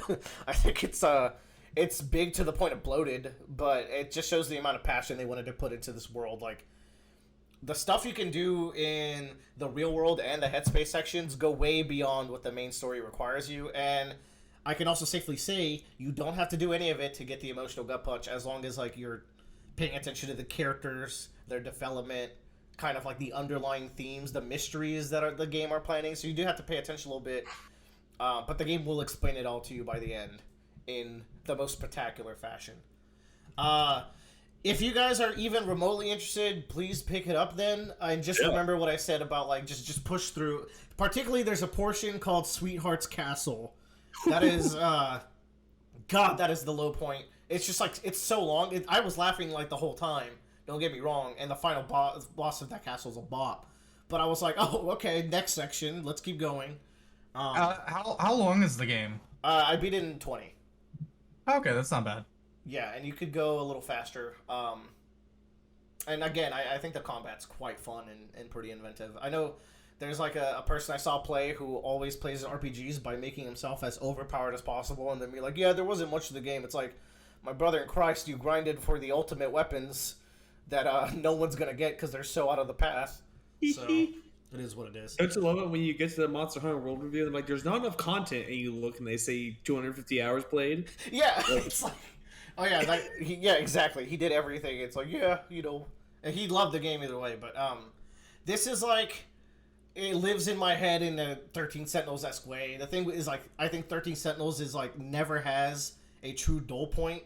It's a very consistent, well-paced experience, while Omori is like Omori has like a equally as good, it has probably a better story just because of like the level of writing, while I would say that 13 Sentinels has the more ambitious story, of course, but like the ending is just that good, right? But it does have like Sweetheart's Castle, where it's like, I don't know if I want to replay for the other route if I have to go through Sweetheart's Castle again. It's that kind of thing.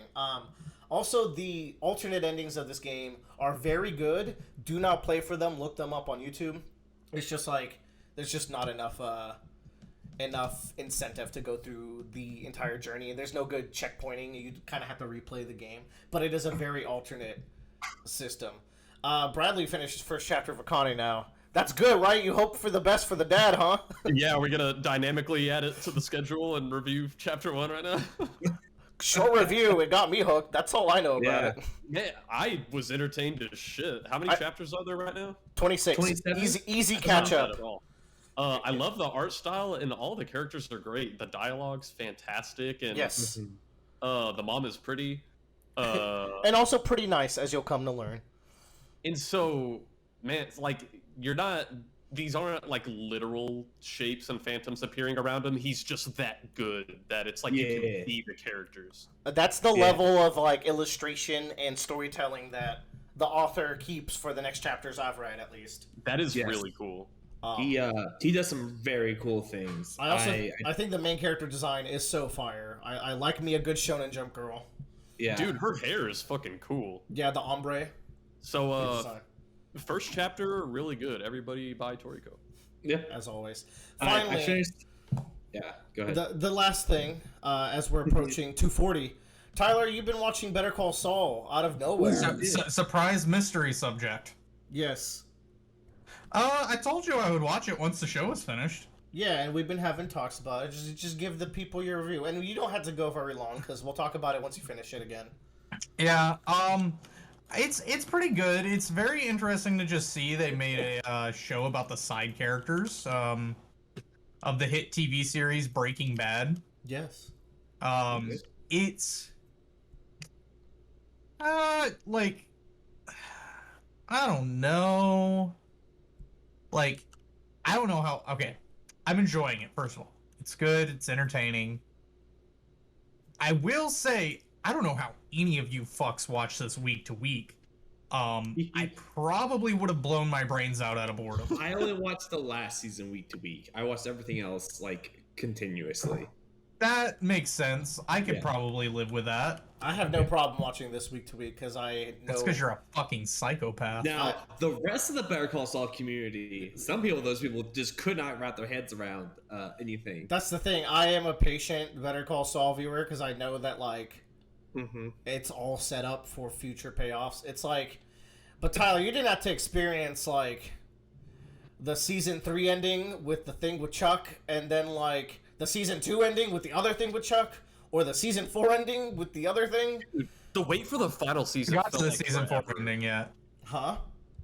Not done with season 4 yet, but that cliffhanger destroyed me. And then, like Bradley said, the wait for season 6 was brutal. Wait, there's 6 seasons? I thought there was only 5. Oh, you sweet summer child! You're gonna need a password for me in T-minus a week to watch the final season. What's it on? Amazon Prime. I bought the season for you. Oh. But or you could get AMC Plus, but nah. I'm not that much of a psychopath. I'm going to give it to you for free. Okay, you don't have to worry homie. about it. Now, Trash, you'll have to share with Trash, I guess, because they're also going through it. Yeah. They're gonna finish it way before me. It's good, you know. Like, I like seeing the tie-ins with Breaking Bad. Like, and Willer hates this. How many clips I've seen of this show. Yeah. So like there are moments when I'm like, oh cool, this is finally gonna happen, and I know the context. He's probably watched Chicanery like 5 times before he watched the episode. Yeah, you know, Chicanery was good. I finally know what Chicanery means now, according to the subreddit and like the meme, you know. Yeah, it's Kim is a very. I talked to Willer about this. I find Kim to be very intriguing in the relationship between her and Jimmy. And Kim is not a very animated person. She's very serious, very goal-oriented, very motivated. And the thing that I find intriguing about the revelation in season 4 is about Jimmy's obsession with Kim. And it's so bizarre to see Jimmy, and this is everybody's like, what the fuck are you talking about? Probably. I'll hear him out. Hold on, he's out of line, but he might be right. Like, there's nothing that signifies anything about Jimmy that he would have an obsession about anyone other than himself. I think the word obsession here, to me, it's love. It's a twisted love between twisted people, though. Also, synonym obsession. Okay, I can live with this. And we see a flashback where they're delivering mail and stuff.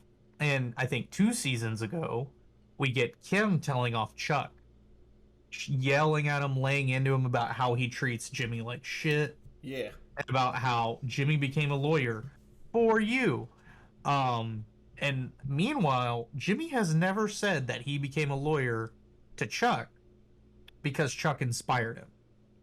Yeah, that is. I mean, what makes me happy is you're picking up on like, just like these characters are.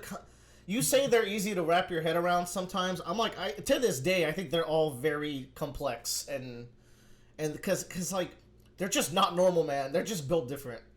I'm sitting from the lifeguard chair, you know, that like Yeah. I get to be the outside observer. But Jimmy doesn't enter that library until he talks with Kim and sees how Chuck talks to Kim and acknowledges her Yeah, as like someone studying to be a lawyer. Kim actually gets some respect out of Chuck, and then he immediately like starts studying for the bar in that scene. So Yeah. And it moves on to where like, oh, Jimmy had no guidance of what he wanted to do in law until Kim said, "Yeah, I've been looking into elder law," and then he starts getting really good at elder law.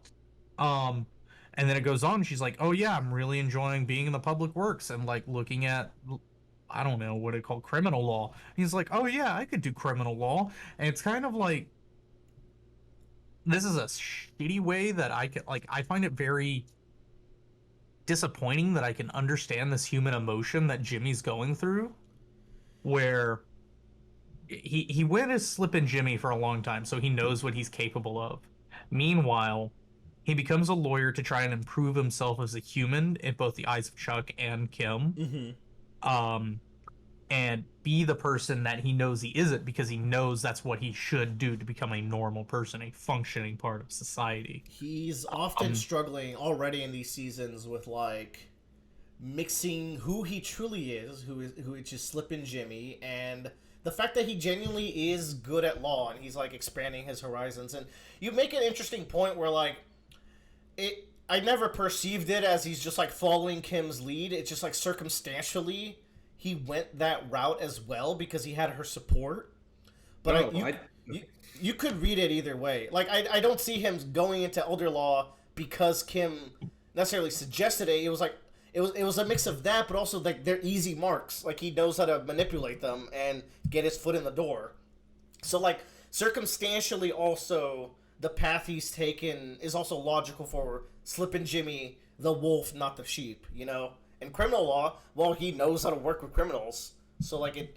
Well, the thing is when Jimmy was helping doing the elder law, there were easy marks to help, but he was not taking advantage of any of his clients. That's the thing. He's a genuinely good lawyer is kind of the tragedy of Jimmy. Like anytime he applies himself, like with the commercial, like he was right about the commercial. Like yeah, it worked really well. Whenever he applies himself, it works. I hate Davis and Maine. Dude, Cliff Main's the goat. Give him a break. I was talking to Willer. I fucking hate all the straight arrows in this show because the reason Chuck didn't like any of the lawyer jokes is because they're true. I talked with Willer. I don't know if y'all want to hear me talk about Chuck at all, Bradley or Joe. That's whatever. What you want to talk about? I hate Chuck. Yeah. I still do. Even at the end. Yeah. No, Man. you're not alone. A lot of people will go the entire series hating Chuck. But here's the thing. There it is. Chuck's final words to Jimmy were, "I wish you would just acknowledge who you were, and I would have more respect for you." The same is flipped right back around onto Chuck. Which is, you would have more respect for Chuck if he didn't act so high and mighty. No. Yeah. Chuck cannot look at himself either. Yeah. The same way Jimmy can't. You're right. I think you're absolutely right. And it stems from their father, who we see flashbacks about, who could never see the evil in people. So he passes on the inability for them to see the evil within themselves. It's just rare to walk into a room and Tyler has exclusively good takes, and you're like, Yo. You know the show's good when even Tyler's analyzing on the podcast. To me, this is peak cinema right now. You know, I'm just vibing. I'm at a good place at work in life. I'm going to the gym again. You know, I ate pizza for dinner. I might still go to the gym tonight. Life ain't too bad right now. I got Genshin. Better Call Saul has been entertaining. The Mike storyline, like, honestly, cut the show in half and just give me Jimmy. I could give really two shits. Like, Mike Ehrmantraut's an interesting character, sure. Do I like seeing what he did in the past to end up where he is? Sure. But you could have made a Better Call Saul and then a Mike is Right to follow it up, and both of the series could have been 30-minute episodes. The thing, so you're at a point with Mike, you're in season 4, where Mike's in that transitional phase. I feel like by the end of season 4, you will be back invested in his storyline. No, I know what happens at the end of season 4. Now that you're talking about it. Well, okay then, jeez. It's where they finish the construction of the underground area, but because the German guy drinks and talks about it to somebody, he has to shoot him. God damn it, Tyler. You're so bad. You're actually also only 20% correct. The point is, I like how that Germany storyline wraps up, and I like how it carries on to the end of the show. I think by the end of Mike has a slow point in season 4 where he's going through a lot, and I could see why you'd be tired of his storyline at that point. But by the last season, the characters he's interacting with and how he bounces off of them comes back around to make it worth it, in my opinion. You might have a different opinion. Now, here's a hot take that Willer will hate from me. I don't think I would like Mike as much in Breaking Bad if I didn't watch Better Call Saul first. Man, but Breaking Bad Mike's so good, though. That's I think he's peak fine. I like Better Call Saul Mike better. Well, in Better Call Saul, you get to see the efficiency that you have to like fantasize about Mike. I like the fantasy of Mike more than I like the history of Mike. I think Mike's at his peak right at the end of Better Call Saul, the last like stretch of episodes that he's in, and also right at the end of Breaking Bad, the last stretch of episodes he's in there. To me, those are the two peak Mikes, because when stuff's closing in on Mike and his values are being tested and he has to make tough decisions and he's not on top of it, that's when I like Mike the best. So, I mean, I guess you'll see how that maybe plays out. Yeah. It's been good so far. It's treating me well. Now, here's how we're going to end the episode, okay? Okay. Me and Willer having a very hot topic discussion the other day. Oh boy. About the Breaking Bad universe. Who do you think would win in a 1v1 fight in Breaking Bad? God. Oh. Like in a 1v1, who would have the most wins, I guess, or be in the top of the power scale? Is this bracket style 1v1s or is it a battle royale? Let's say it's round robin, actually. In round robin, the winner you have not met. Yeah. Oh, yeah, I have. I've met him. In round robin, it's Lalo.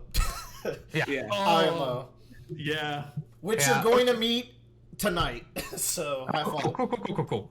I was wondering when he's going to show up. I've seen so much of him. I've been like, oh, is this not a mainstay in the show?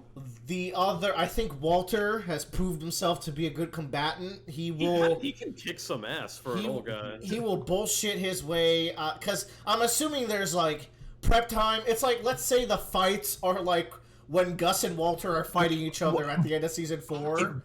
Key criminal level fights. I think Walter has proved himself as like a very high tier character. Yeah, but here's the thing. He destroys. Think about Tyler. Better Call Saul is how Gus and Mike and Jimmy create this underworld that Walter then goes on to destroy every layer of with his involvement. So quickly. In the span of 2 years, he destroys everything that we set up in Better Call Saul. He is a man with cancer going out in a blaze of glory. Yeah. He is the cancer. It's so. I was talking to Willer, and I was watching some documentary about the ending of Breaking Bad the other day, and an analysis of Walt, and how, who is it? Sullivan? Who's the leader of the creator of the show? Gilligan.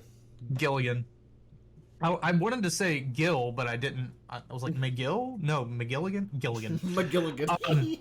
About how he romances Walter's crimes all of the show and makes him a likable anti-hero or a villain straight up. I think he does until season 5, where it's more deliberate, where it's like, until here's the he has reality. that ugly fight. Yeah. And he loses, or at least ties. And y'all are saying Walter is very strong. He even beat Mike. Yeah. Walter is not strong enough to beat Skylar. So where does that put Skylar on the power scaling? Skylar's high tier. Is she strong or just a direct counter? Look, Skylar. Skylar's the Walter biggest metagame. ace. He trumps Walter. Skylar 1v1 the Bogdan situation with the car wash to buy the car wash from Bogdan using what's that Bill Burr as a weapon. Yeah. I think a contender is Hank, who beats Tuco and the twins, and he rolled for disadvantage versus the twins. Okay, Are the twins like ice climbers? Like, yeah, So- no, they do count as one fighter because you. The twins are also max level. I just watched the episode where they do a 6-man raid, just the two of them, and they blow up the entire like Espinosa drug hideout. And Nacho's just there suffering as he's like tagged along for the ride. Now- Not carried. let me pitch this. Huel is like the big Zam of this Ooh. big Zam tournament. Huel's a good support character. He will get it done. He gets you a lot Yeah. of bar. He actually uses like nonsensical finger movements that are not possible in real life. You know I placed what? this battery on you. He has a counter where if you happen to counter the opponent, he pickpockets them and steals like a third of their meter. He takes the rice and cigarette or the or he puts a battery in your pocket to do like big damage with later. That's his ultimate. And then Jimmy's a solid high mid tier. He will weasel out of any situation, but he also doesn't necessarily beat anyone. As far as I remember. Badger's the joke character like Hercule. Skinny Pete though, he's got combos. He's a sleeper. He's sleeper a hit. sleeper. Tyler watched El Camino too, which is nice. No way! How'd you like it? Oh, it was good. It was amazing and perfect. I like El Camino. I think people Really? are weirdly hard on the movie where it's like, this didn't need to exist, but I'm like, the show's about character development, like... Look, the people who don't like El Camino are just fat phobic. That's just true. Oh, that took me a second. I did read a story like a long time ago about why that actor looked so different, and it's because the show was shot the movie was shot spontaneously in like the span of like a month. Yeah. But Tyler, you brought up Gilligan. I will have you know though that from seasons 2 to 5, Gilligan is not as involved with Better Call Saul aside from directing here and there. It is a Peter Gould show mostly, and then in season 6 they combine their powers for the final punch. Gilligan, I was referring more to Breaking Bad. Yeah, just it's a common misconception because Bravo Vince is such a good meme. But yeah, El Camino was good. I had nothing bad or really good to say about it other than that was fine. I really like the Todd stuff, and I like the scene where Jesse has to break into the apartment. That shit's shot so good. Yeah, it shot really well. Conversely, it has the most cartoonish ending, but it's fine. I like Jesse's happy ending. Yeah, I like how the three characters. You know what? I'm gonna stop myself from talking. Yeah, I was about to say. All right, that's all. Yeah, Willer almost actually spoiled Voldemort. Not Voldemort. Dumbledore dies for me. Yeah. Dude, the thing is, Dumbledore does die, and you're not ready. But anyways, Hold up. no, stop. I'm afraid where this conversation's going. I took it too far. I feel bad for Howard. That man.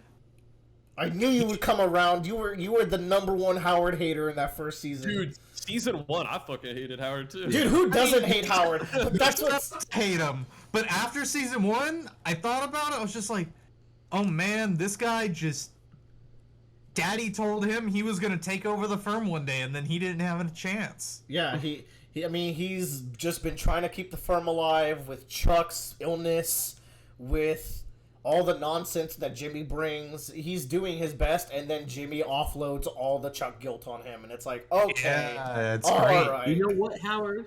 That's your cross to bear. I like when he goes back into Howard's office Fuck and he you, really Jimmy. Yeah, use like, that. Oh man, every fuck you Jimmy uttered in the series is peak. Good shit. Thanks for joining us today. It was a long one. Yeah, let's not wait a month again. It was actually 5 weeks this time, so I think. Anywho, bye guys. I need to go eat food. Bye. Same. Bye bye. Bye.